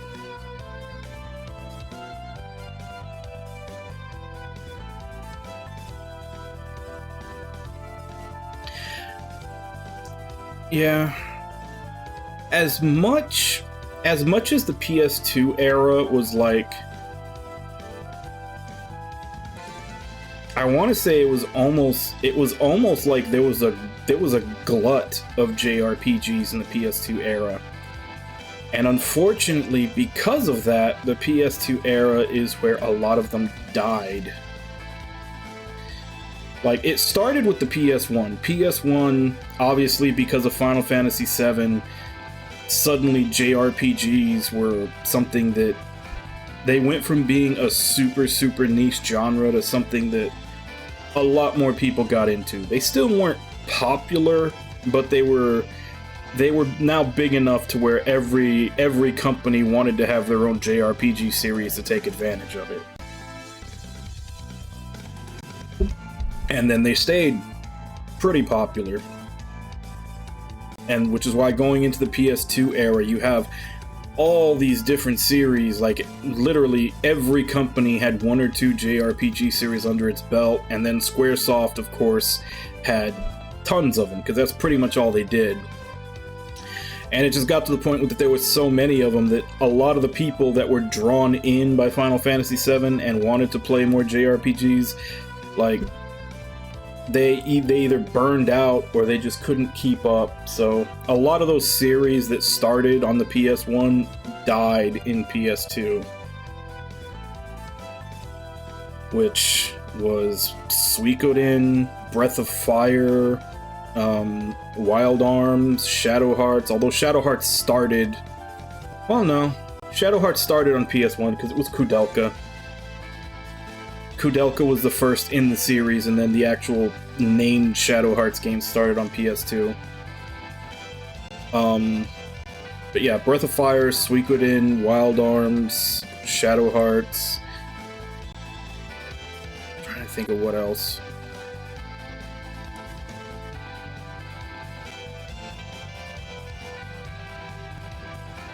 Yeah, there were definitely more that I'm blanking on. But... And unfortunately, a lot of the ones that started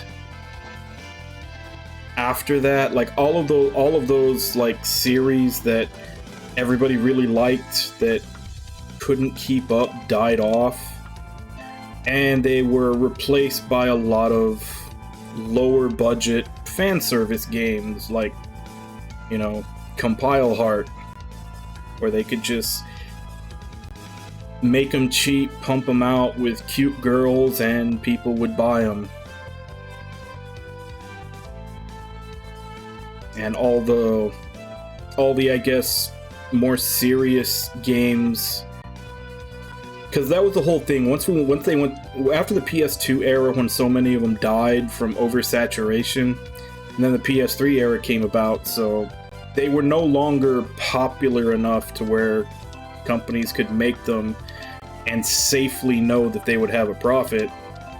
So we went back to them having to be cheap or not be made. So like I said, like they would either be made cheap and have a bunch of fan service in them to make sure to draw an audience, or they went to handheld.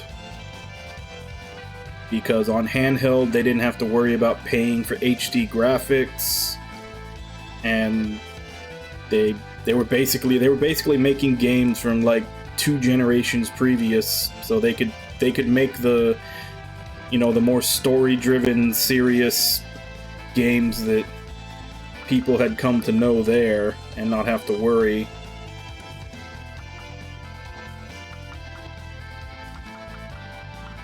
Oh crap, Bastion's the one I need to keep out of this one. the highest level.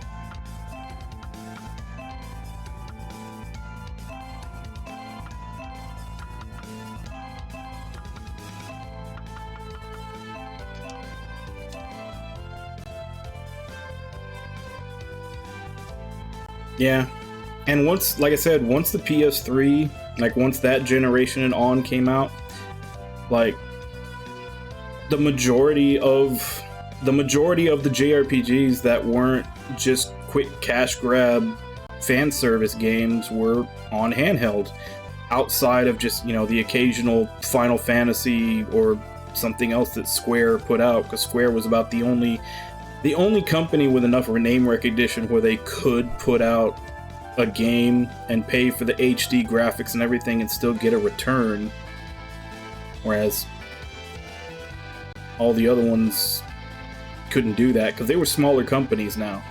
All those other bigger companies that had their one or two JRPG series during the boom of PS1 and PS2, they all died off in PS2.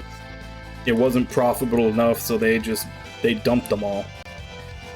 And obviously 3 of them are coming back now, which was Eiyuden was Konami's, Shadow Hearts was Midway, which even Midway doesn't exist anymore.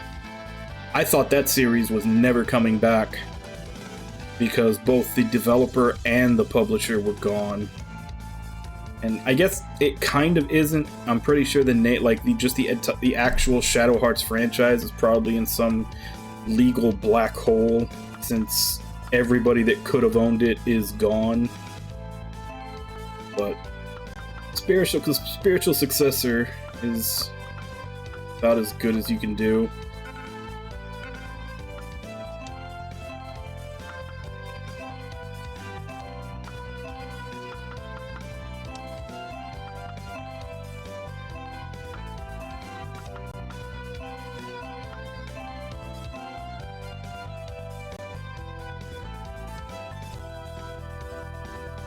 I don't know by who. That sounds like something I heard recently. I know that the creator of Shadow Hearts, like, he made his company, he wanted to try and buy the rights. And I'm assuming by the fact that they're making a spiritual successor and not an actual sequel means that he couldn't do it. Like I said, I just assume that's probably because of a legal issue, because every company that was involved in that game is gone, so who knows legally where the rights are.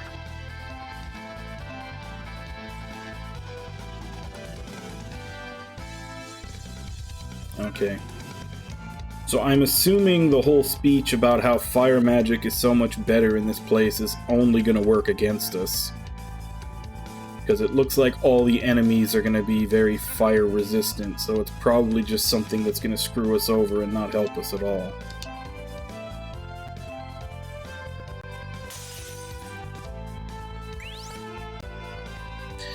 And then, like I said, Wild Arms was Mediavision, and Mediavision is completely tied up doing Digimon games.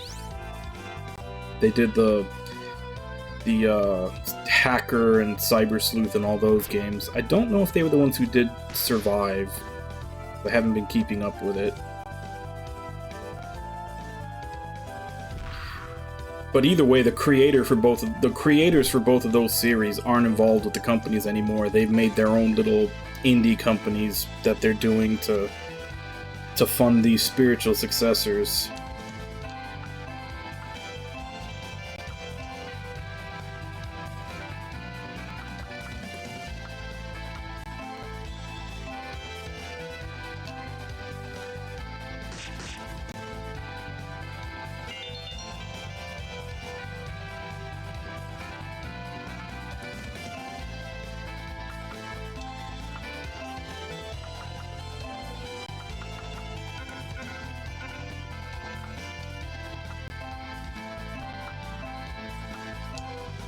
which is another thing. I'm also hoping.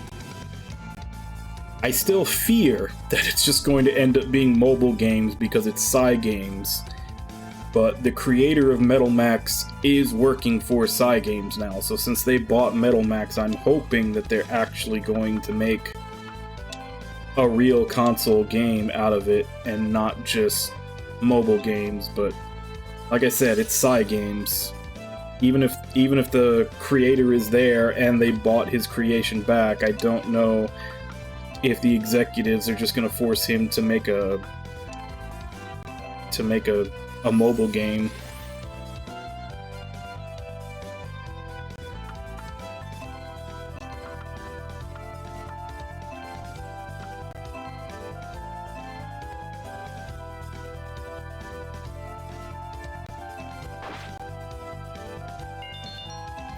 But at this point, if we could just get news that Capcom is going to make a Breath of Fire game, or that the creators of the Breath of Fire series are going to make a spiritual successor, that's almost all the big name, like all the big name series from PS1 and PS2 back.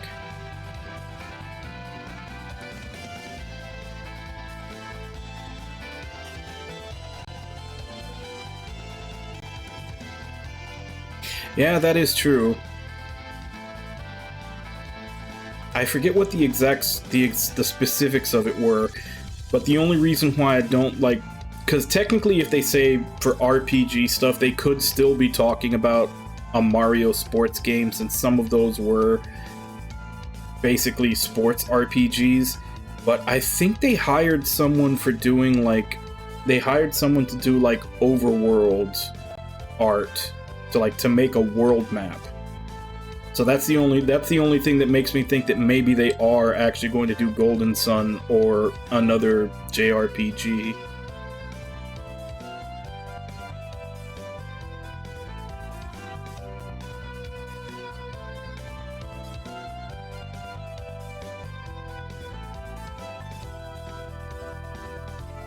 Yeah, we don't. That's kind of the unwritten rule, is that no one ever talks about Breath of Fire 6. It didn't happen.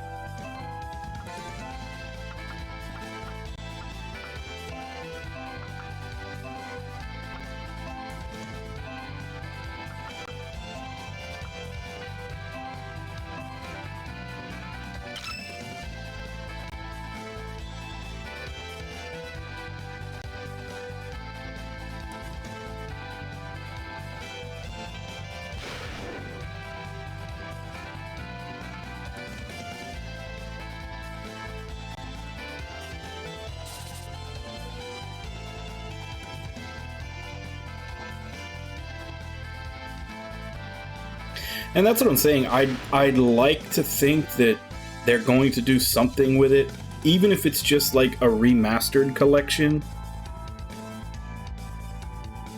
But yeah, right now, of all those series that, like I said, started on PS1 and died on PS2, Breath of Fire is like one of the last few that hasn't been resurrected in some form. Obviously, though, I'm only talking about the series that made it west. There was obviously a lot more that were Japanese only, which is one of the reasons why I said I know there's more, but I can't remember them, because I'm only thinking back to when I played all these things, and I can only think of the ones that were actually brought over. Like Growlancer is another one. We got 2 and 3 through working designs. 4 was, we didn't get the PS2 version of 4, we only got the PSP version. And then they put out 5, of which 5 and 6 are connected directly in storyline, and they never gave us 6. They just recently put out, we recently got a fan translation for Growlancer 6, but that's, like I said, another one. That's more of a tactical game, but that's another series that started on PS1 and then died in PS2.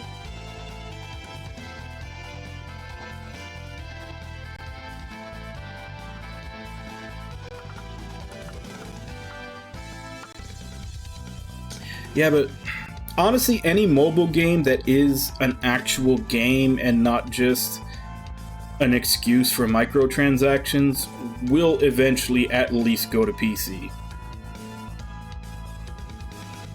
I mean, for as much of a joke as they're kind of used as, all those Kemco RPGs were basically mobile and then ported to other systems. And yeah, they're all basically kind of churned out, and I think they were originally done on RPG Maker and then they moved on to like another program or something, but they still kind of look like RPG Maker games, but yeah. I don't bring that one up specifically just because it was a single game.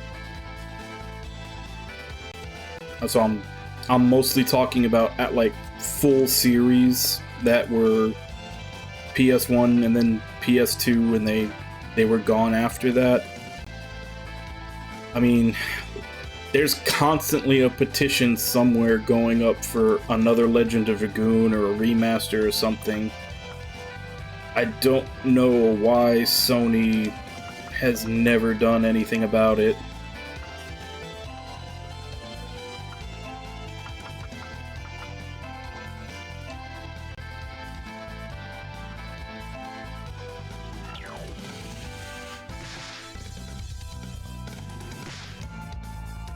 Really?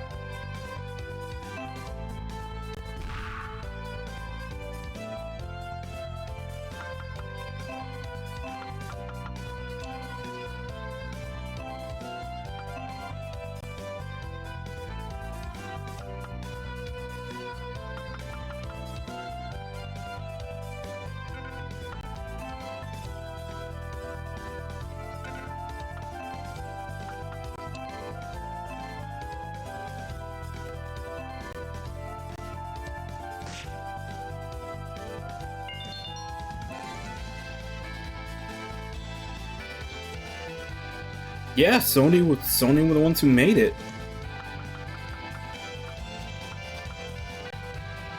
I think it was I mean, the studio that made it, they shut down. Let's see exactly which one it was. I don't know if they changed the name of it, but I think it was Japan Studio. Oh man, my eye itches.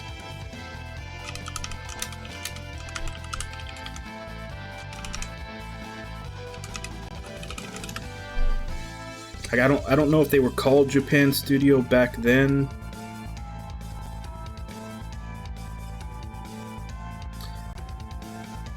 Yeah, it was Japan Studio. Developers, Japan Studio, Sony Interactive Entertainment. Yeah, because Japan Studio was also the same ones that made, like, they made Folklore, they helped From Software make Bloodborne. Like, they were responsible for a lot of the really good Sony games. And they recently, like a couple of years ago, dissolved them. They dissolved that specific studio within Sony. There weren't that many Sony JRPGs. I'm actually trying to think of any besides Legend of Dragoon. Like, I think there were a couple like Wild Arms that they published, but they weren't the actual developers.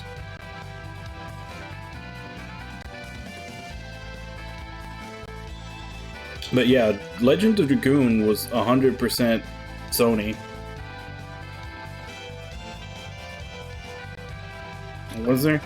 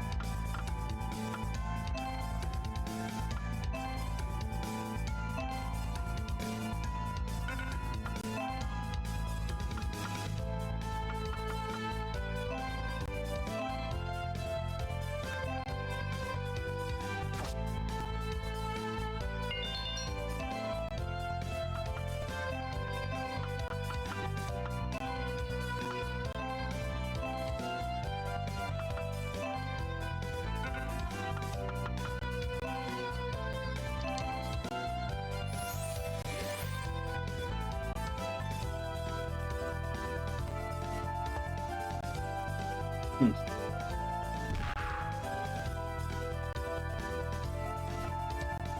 But yeah, I definitely know that Legend of Dragoon is one of those ones where there's always a group that's putting up a petition or something trying to get Sony to either make a sequel or remaster it, and they've been ignoring it for decades.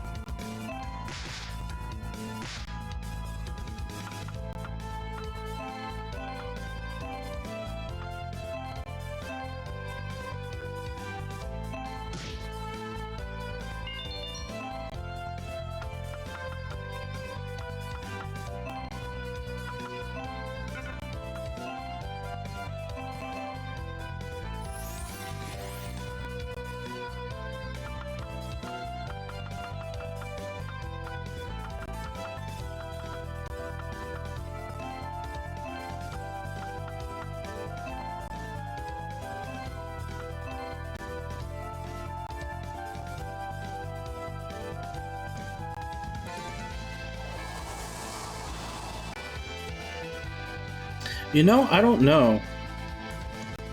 I have them both, but I've always, like, just from looking at them, I've classified them more as like a... Like, I thought they were supposed to be more like a character action game. Like, more like a Devil May Cry type thing than an RPG. I may be wrong. I haven't played them, and I haven't even looked into them that much. I'm just going by, like, what it looked like to me in the trailer. That is another set of games I need to get to eventually. But I always heard them described more as that they were just pure action games. Did you? So, is it an action RPG? Stretch?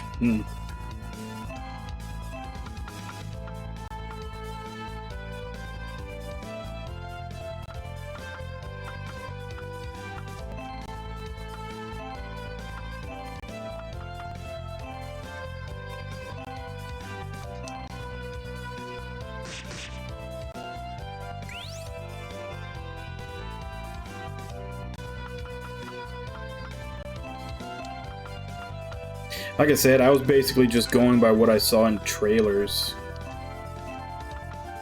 Because I have them, but I haven't played them.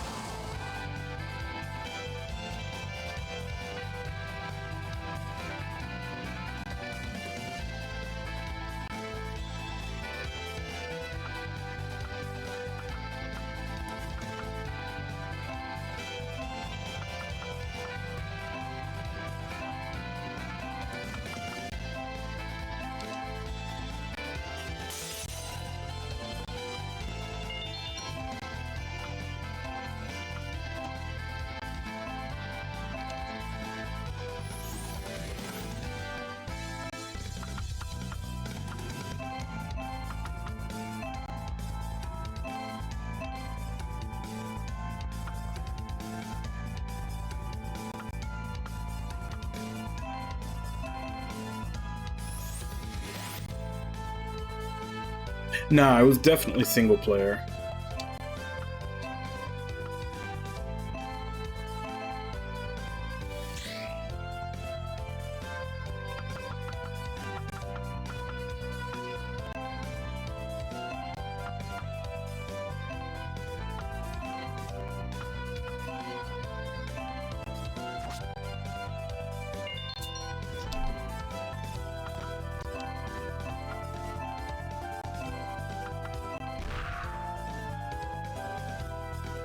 That's not good.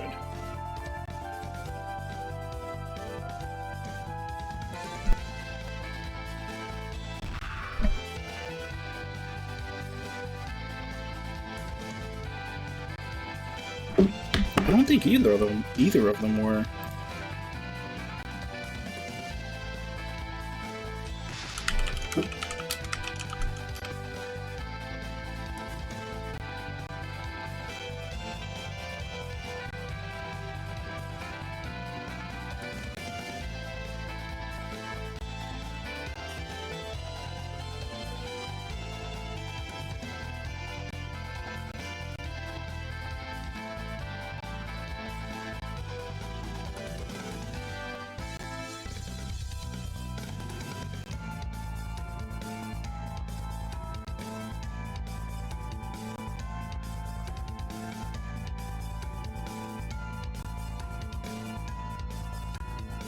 Yeah, I'm pretty sure they were both single-player games.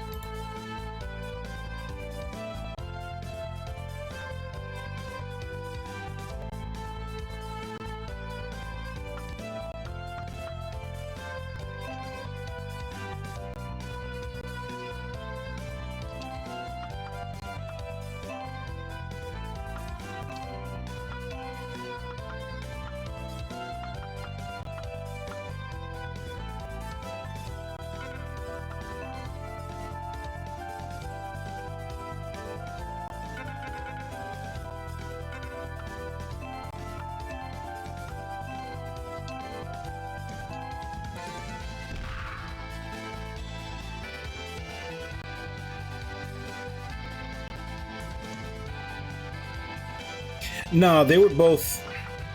I think they were also Japan Studio.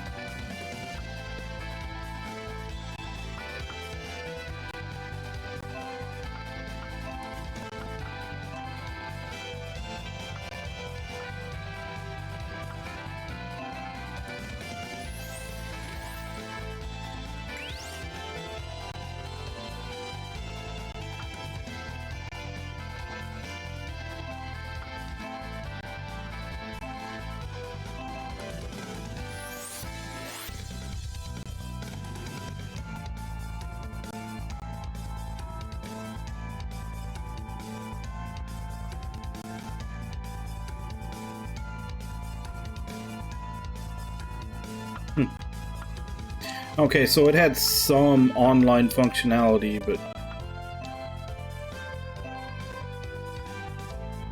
I mean, I guess it depends on what the online functionality was.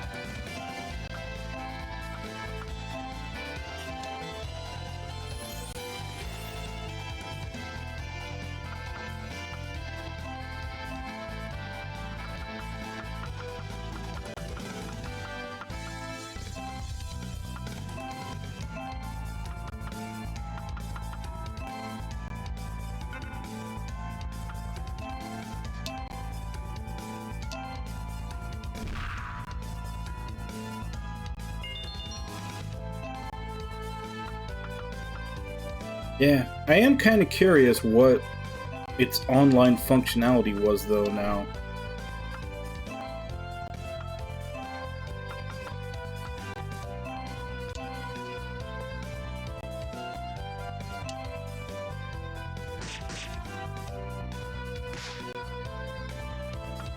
Because I don't think it was even a multiplayer game.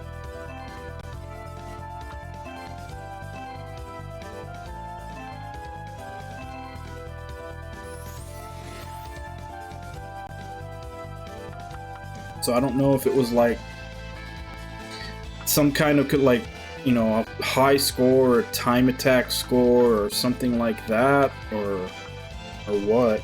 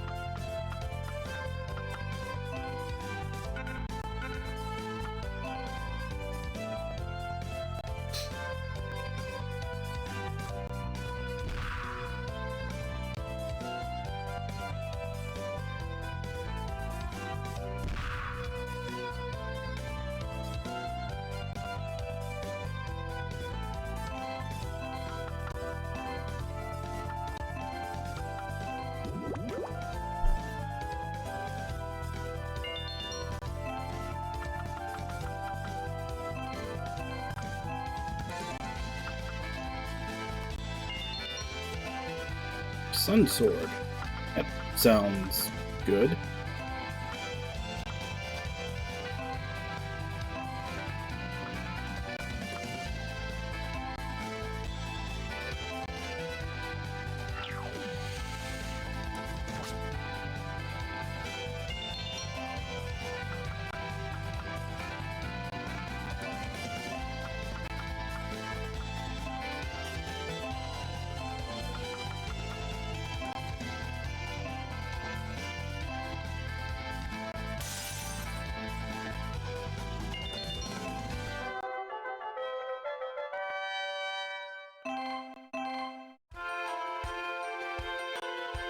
Miss Maria asked the question in the first place. Yes, but you sure took your time. Still must recognize the monsters are not my... Those two are still at it. Did I stop them? Just leave them be. Let's just hurry onward.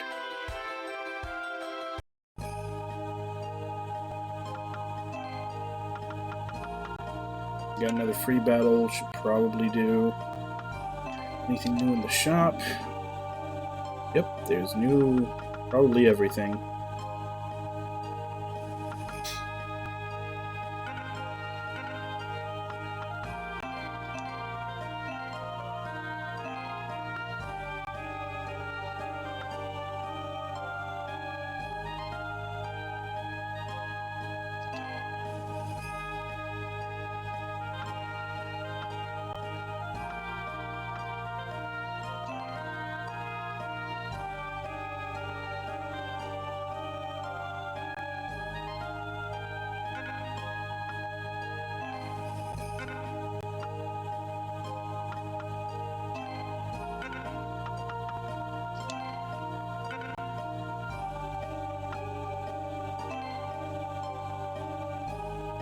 So it adds intelligence and adds MP. But none of the actual mages can equip it. I'll give it to him.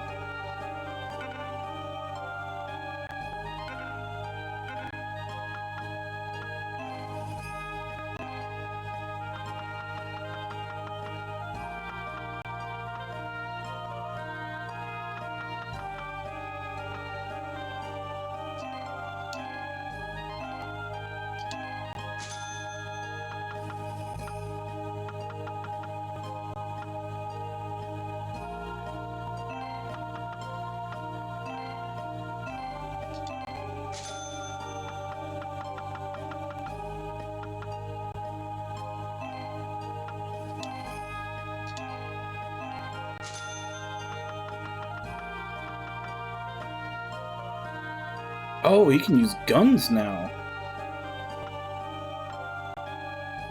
Do I want to give him a gun?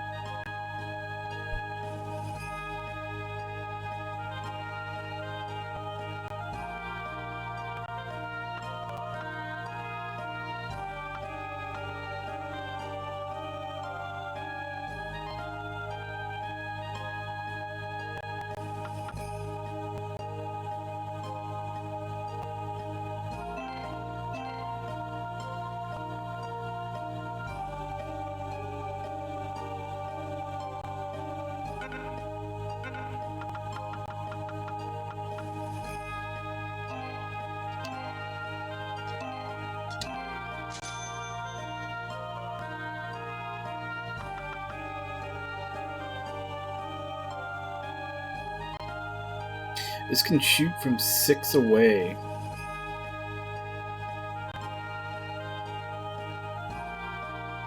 I'm gonna guess it's probably you can shoot from 6 away, but only in straight lines.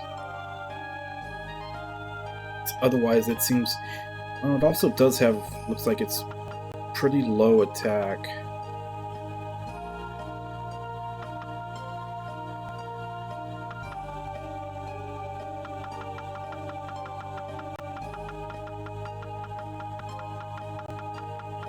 But I could just leave him with that rune blade that I found.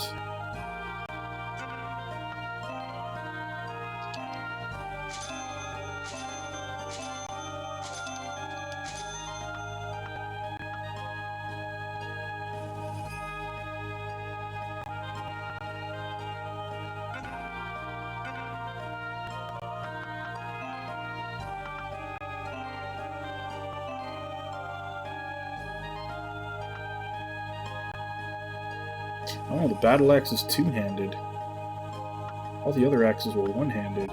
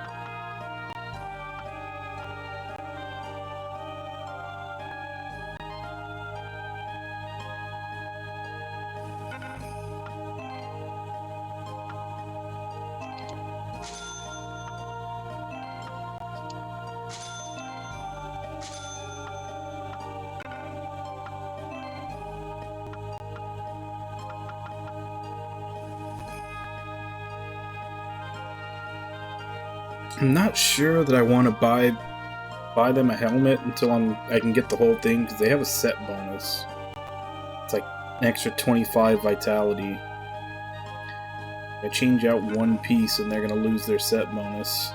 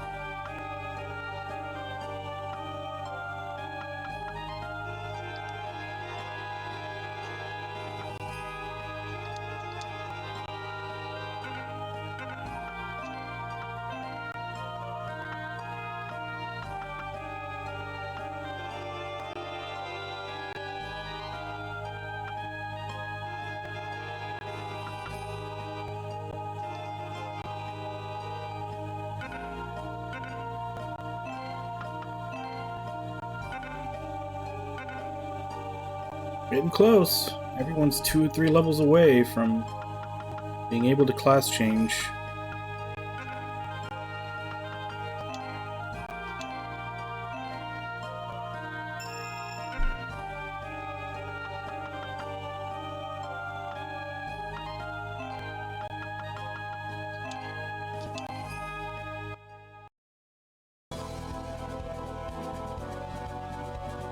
Okay, so basically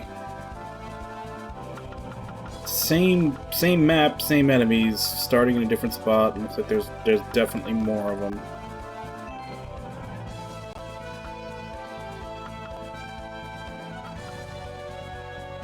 Oddly enough, Claudia's the one that's highest level. Have her sit out now.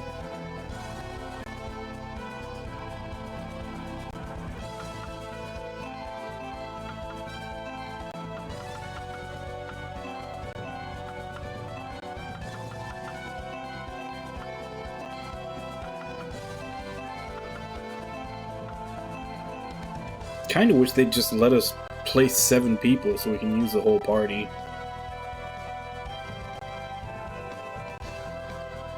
Hey, Conman. Yeah, I'm having fun with it. It's nothing special, but it's, you know, it does turn-based tactical well enough.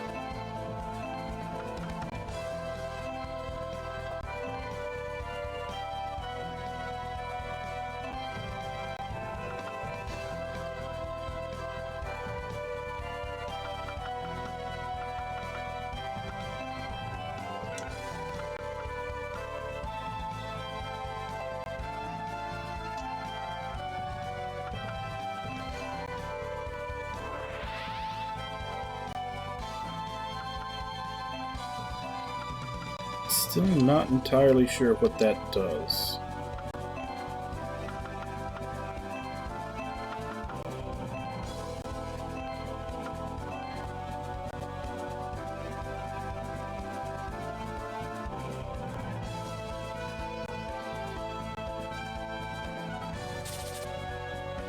I still need to pick those games up. Just for no other reason, just so that I can say that I've played all of Yoko Taro's games, because as of right now, those Voice of Cards games are the only ones I'm missing to be able to say that.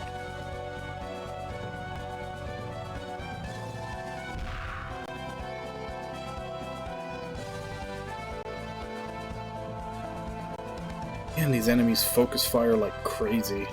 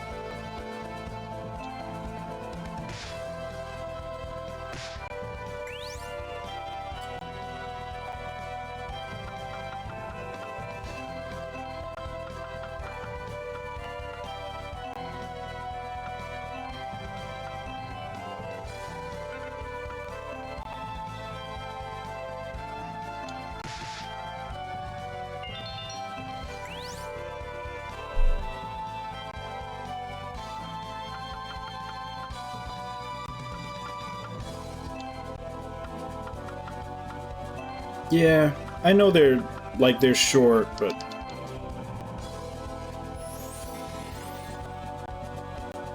I mean, it's not something I can really hold against it when they're like half-price games.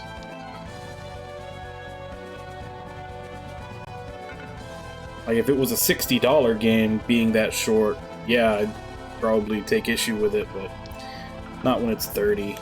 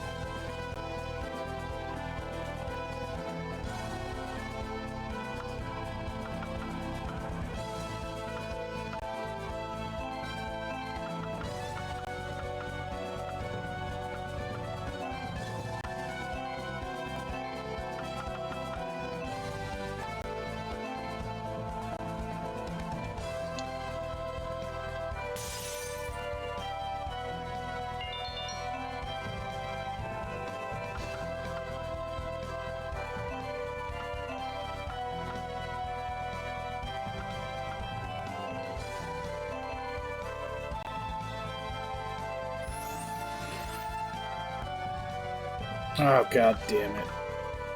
I hate the fact that the res can miss.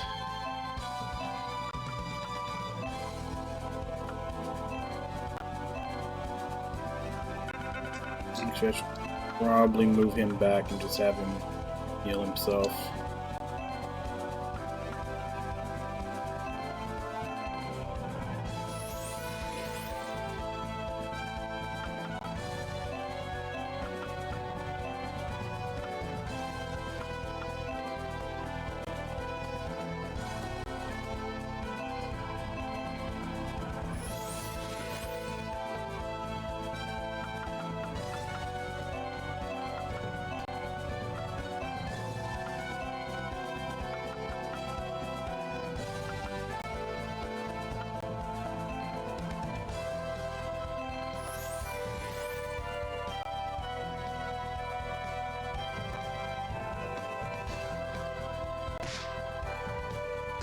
I think they just did recently.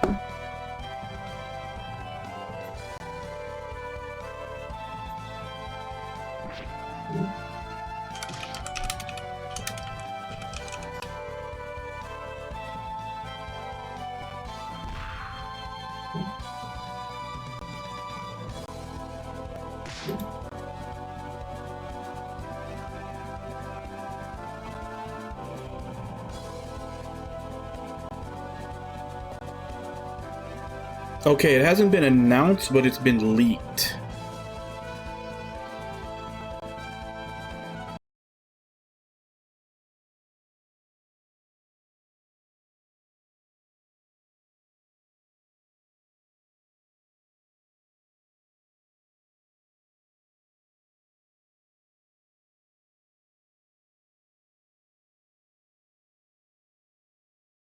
Yeah, because I think I remember the whole deal with it was that it got leaked that there was going to be a third one, and Yoko Taro, being Yoko Taro, just kind of came out and was like, "Yep, it's true." So I don't think there's been an official announcement yet, but it got leaked, and Yoko Taro pretty much just said, like, "Yeah, it's happening."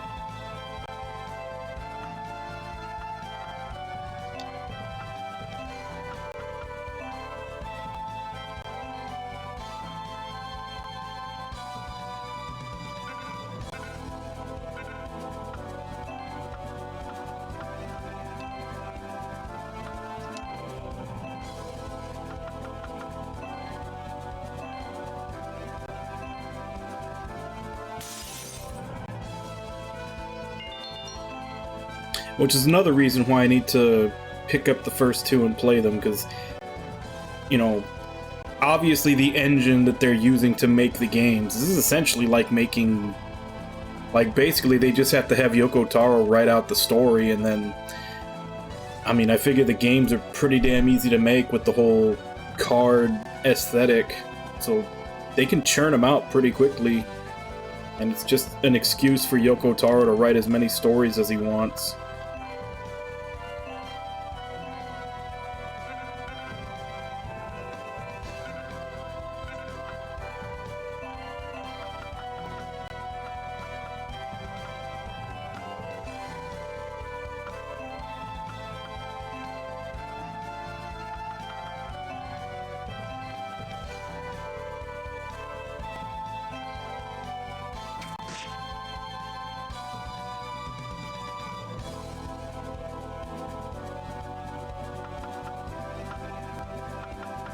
I mean, they probably are a little bit more expensive than they should be, but they're still half price of a normal game. And honestly, I am 100% surprised that Square Enix even lets it go at that much. Square's usually pretty known for overpricing their budget titles.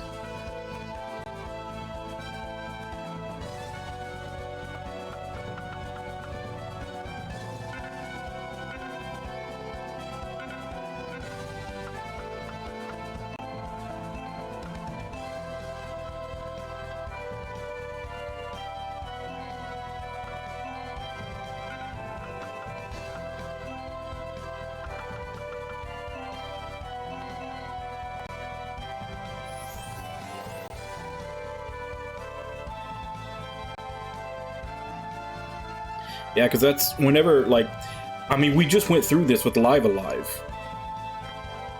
Everybody was complaining that Live Alive was, what, 50? When almost everybody was saying it should have been 40, since it's... But yeah, like, that's pretty much always a talking point with Square, is that their titles are priced higher than they should be.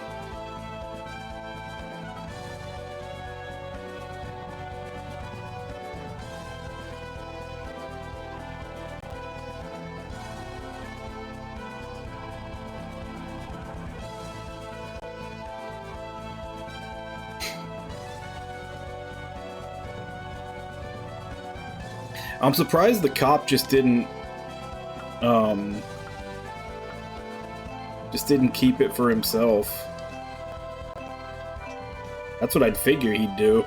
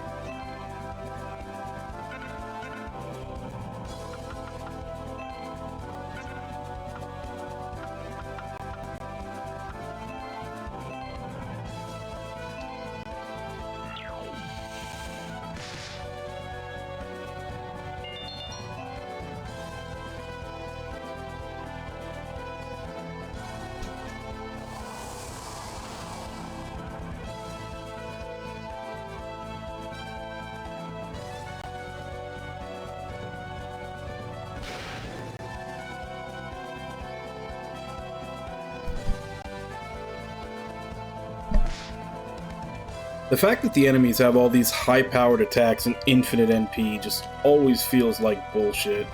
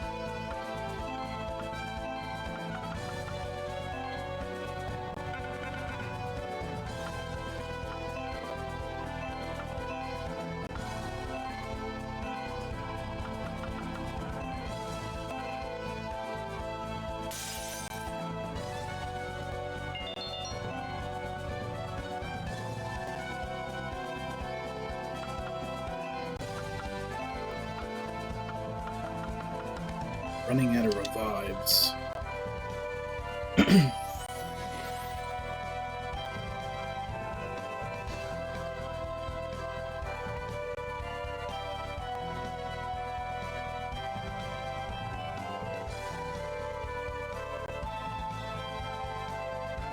No, you only get the phone call if you get arrested. If everybody with you gets arrested except for you, then you're just shit out of luck. Because I assume that they probably took the car and impounded it too. So you couldn't even drive that home.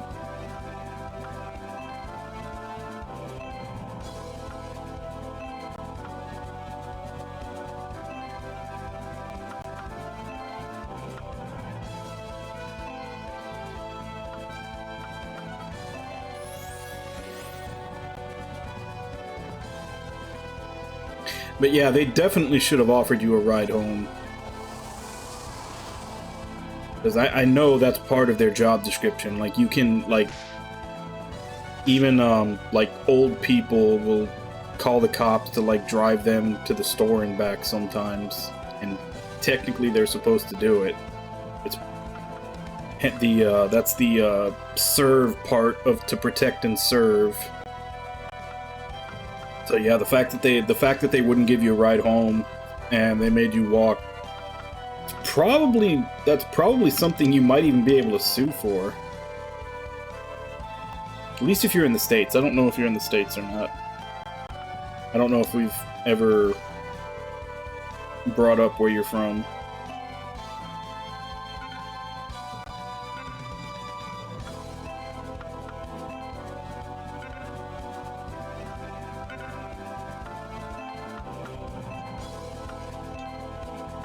Yeah, considering, like you said, how far it was and you having to walk, and the fact that you could have froze to death, I'm pretty sure you would have had a case to sue the police department for doing that.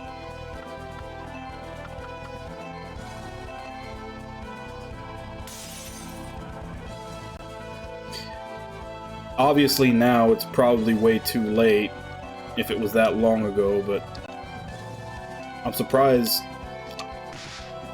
no one tried to contact you. Usually lawyers are like on that shit when they find out stuff like that happens.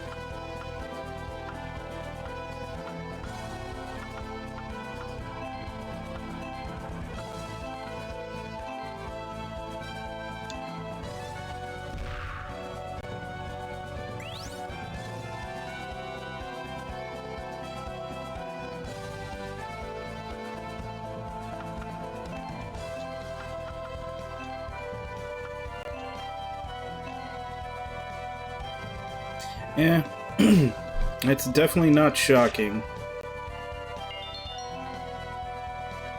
I mean, especially when you consider the type of person that would take that job.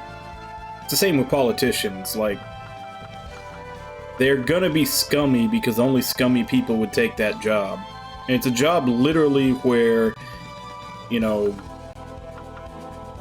you could get shot at, you could get killed at any moment. The only reason a lot of people really take that job is just so that they can have authority that they can flex over other people. Like, yeah, there are good cops out there that do it for the right reason, but I'm pretty sure the vast majority of the people that would even take that job are just doing it so that they can lord over everybody. And like I said, same with politicians. Like, in order to go into public office, I mean, consider you're gonna have you know, like anything you've ever done wrong in your life is probably going to come out once you get into an election. People are going to be going through your whole life with a fine-tooth comb. The only people that are willing to go through all that are megalomaniacs who want power. That's why you get so many shitty politicians, because they're the only ones that are taking the job.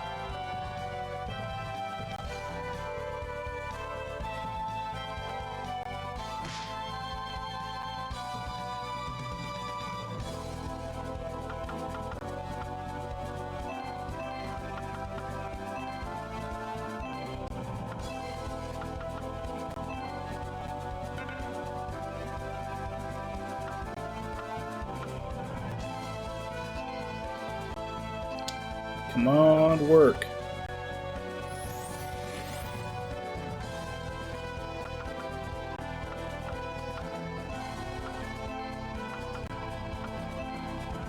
Mostly just because I don't want anybody to be down when we finish, because then they won't get the job points.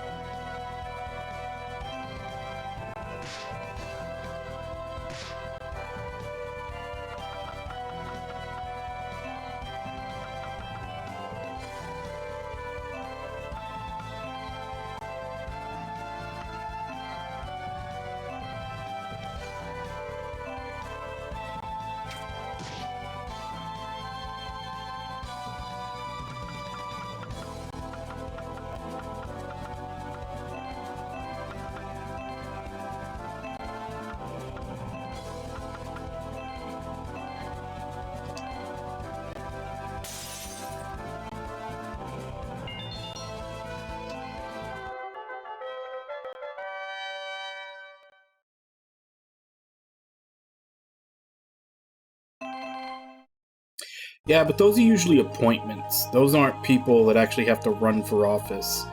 I'm mostly talking about the people that actually, like, go through election process and run for office.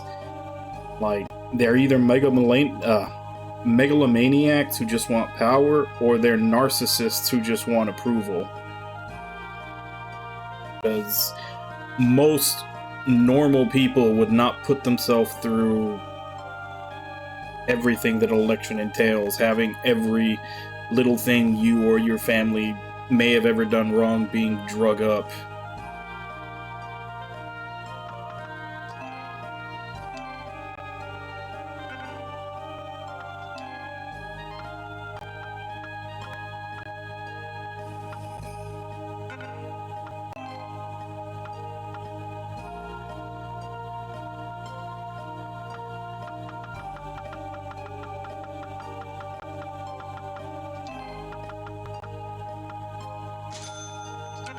Damn.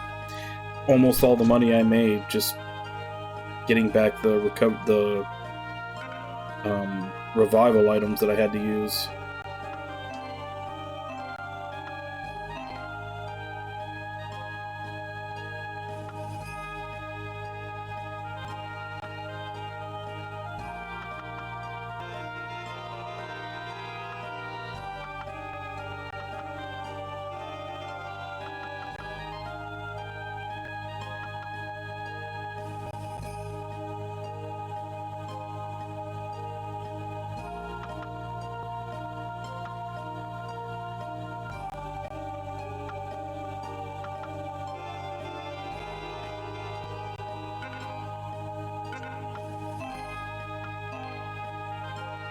She was the one who had to sit out.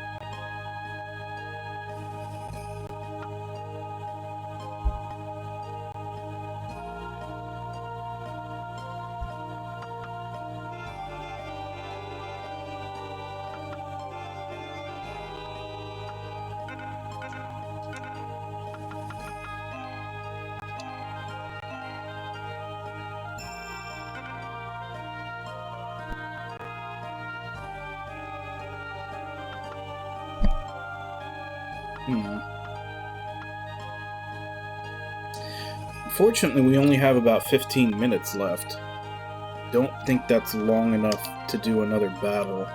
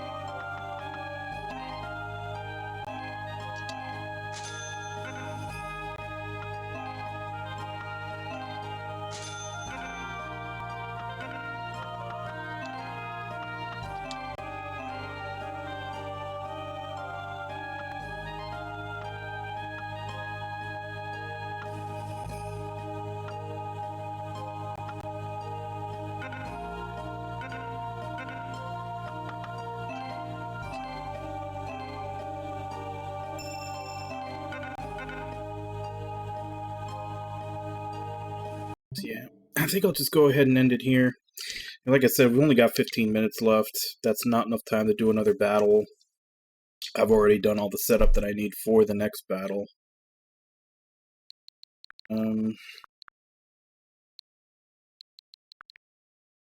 These are... That is, I believe, the 4th in the series. First 3 are in here, then 4, and then 5 I have on Steam. And then these are all ones we have to get to later. No More Heroes 1 and 2. I need to pick up the 3rd one once it comes out on Steam. And then I'll do all 3 of them in a row. Mary Skelter 2 and Mary Skelter Finale. I need to get to... Bayonetta 1 and 2 are just kind of sitting in limbo. Once 3 comes out, I'll do the same as No More Heroes and play all 3. Since those are series that I slept on. Get to Moon at some point also. That's all the stuff that I have on Switch. Outside of Tokyo Mirage Sessions, which I have physical. Like, I only have 3... I have these 2 physical, and then Tokyo Mirage Sessions, and that's it. And that's everything I have on Switch, in which I could have waited on this one, because it eventually came out on Steam. I could have waited on these 2, because they eventually came out on Steam. I can't remember if this came out on anything else, but everything else I bought because it was exclusive.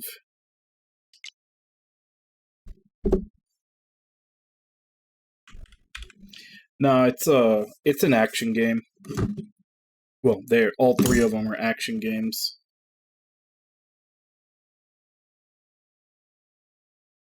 Stream Astral Chain again.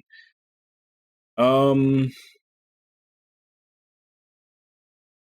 long did that take? Now that I think about it, I can't remember how many hours it actually was to get through.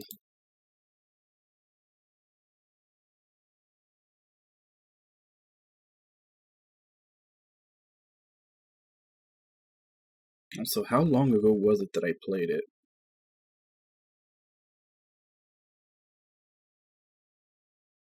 Astral Chain.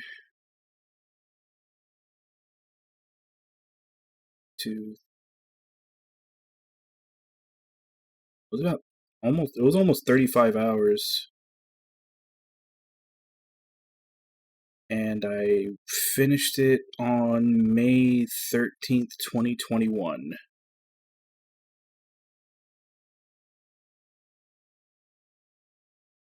So yeah, it's been a little over a year. Maybe somewhere on the line. I'd be more likely to give it another playthrough if it wasn't 30-some hours. You might have. I don't remember.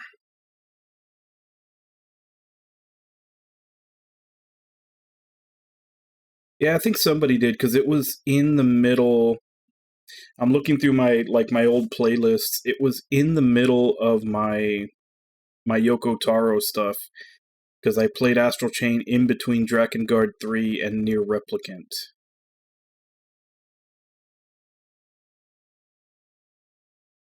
If you did, you redeemed 2 in a row, because Breath of Fire 2 was in between Near Replicant and Near Automata, and I know you redeemed Breath of Fire 2.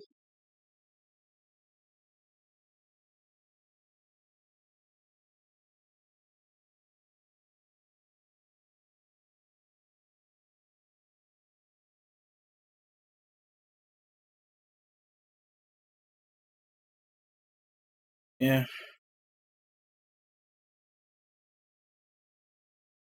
Was it? I thought it was you. Maybe it was Nami. I could have swore you were the one who did Breath of Fire 2.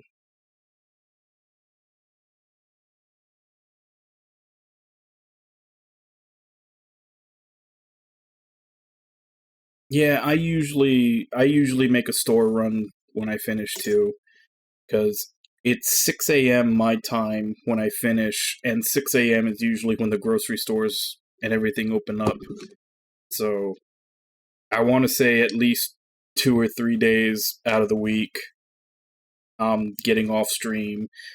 I'll like get off stream, raid, chat with whoever I raided into for a little bit, and then head to the grocery store to pick up anything I need.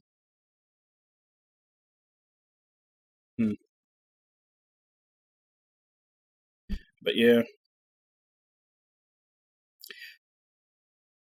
I think if I was going to do any replays on this channel, it probably would be for an action game. But when I say for an action game, I mean action games that are more like 10, 15 hours, like that type. Those I probably wouldn't mind replaying every once in a while. But yeah. Astral Chain, maybe if I skip all the side quests on my second playthrough. Because I'm pretty sure that was a big chunk of the time was doing side quests. So if I just went, if I did like, does it have a new game plus? It probably does. It's platinum. They usually do have like second runs where you can keep all the stuff you got in the first. I'll have to look into it. Maybe sometime. But even then, it's a hard sell because even if I just want to play like a quick action game, there's still a bunch I haven't gotten to. Like I said, I've got all 3 No More Heroes. I've got the first 2 Bayonettas with the third one on the way. I've got both Gravity Rushes. I still haven't played DMC5 or Metal Gear Rising Revengeance. Like, there's still quite a few action games that I want to play that I haven't gotten around to. So I'd probably have to knock out most of those before I'm willing to give any of them, including Astral Chain, a second run. And that is the problem. It's just too many games. Anything that I would want to replay, I have to sit there and try to justify it to myself. Why am I replaying this game that I already played instead of experiencing something that I haven't yet?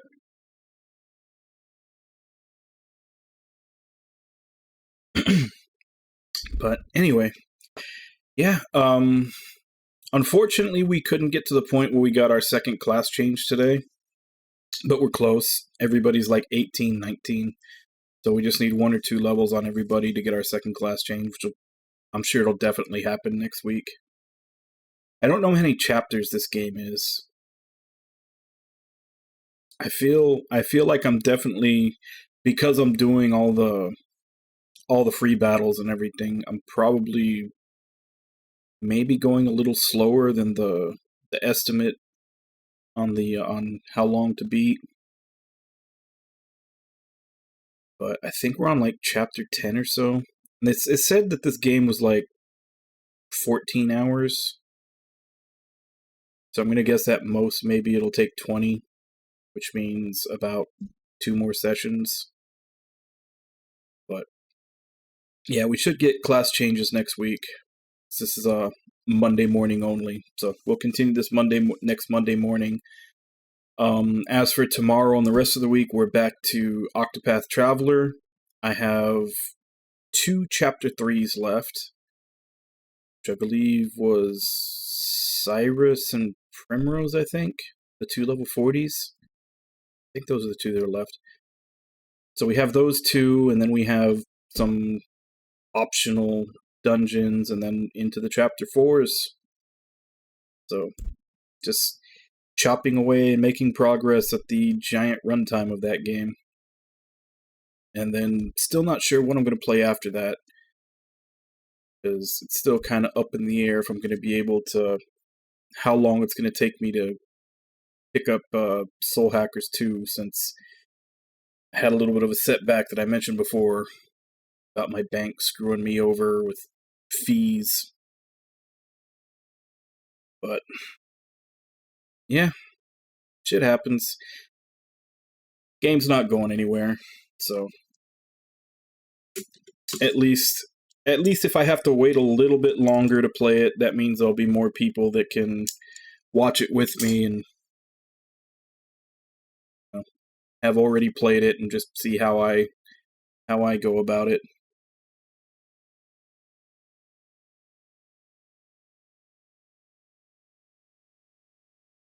Well, do you live in a big city?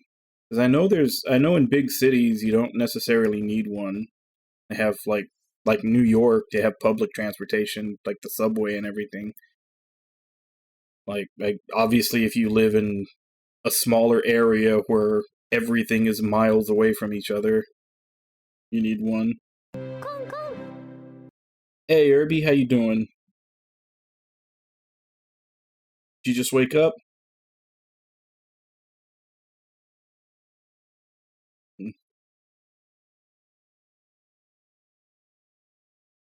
But yeah, like I said, we'll continue with this game next week. Rest of the week is Octopath Traveler. See how far we can get this week. And I guess let me just go ahead and give callouts an end. So, Samato, Irby, Ragna, Conman, Orenji,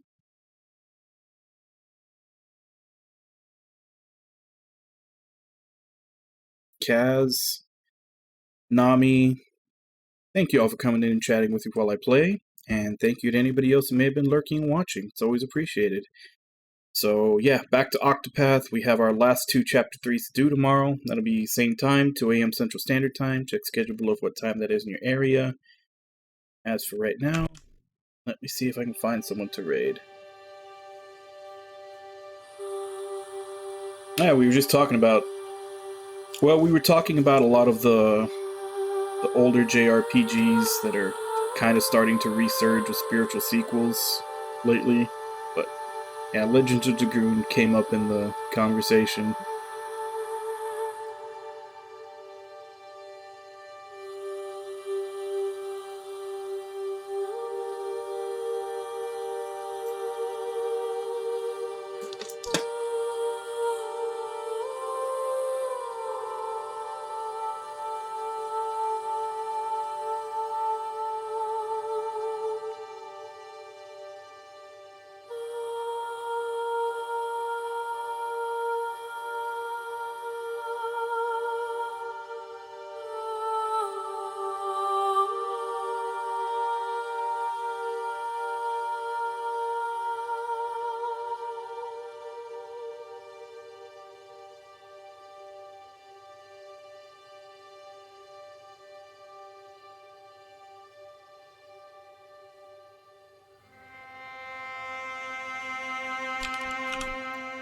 You know what? Let's go ahead and raid Nami.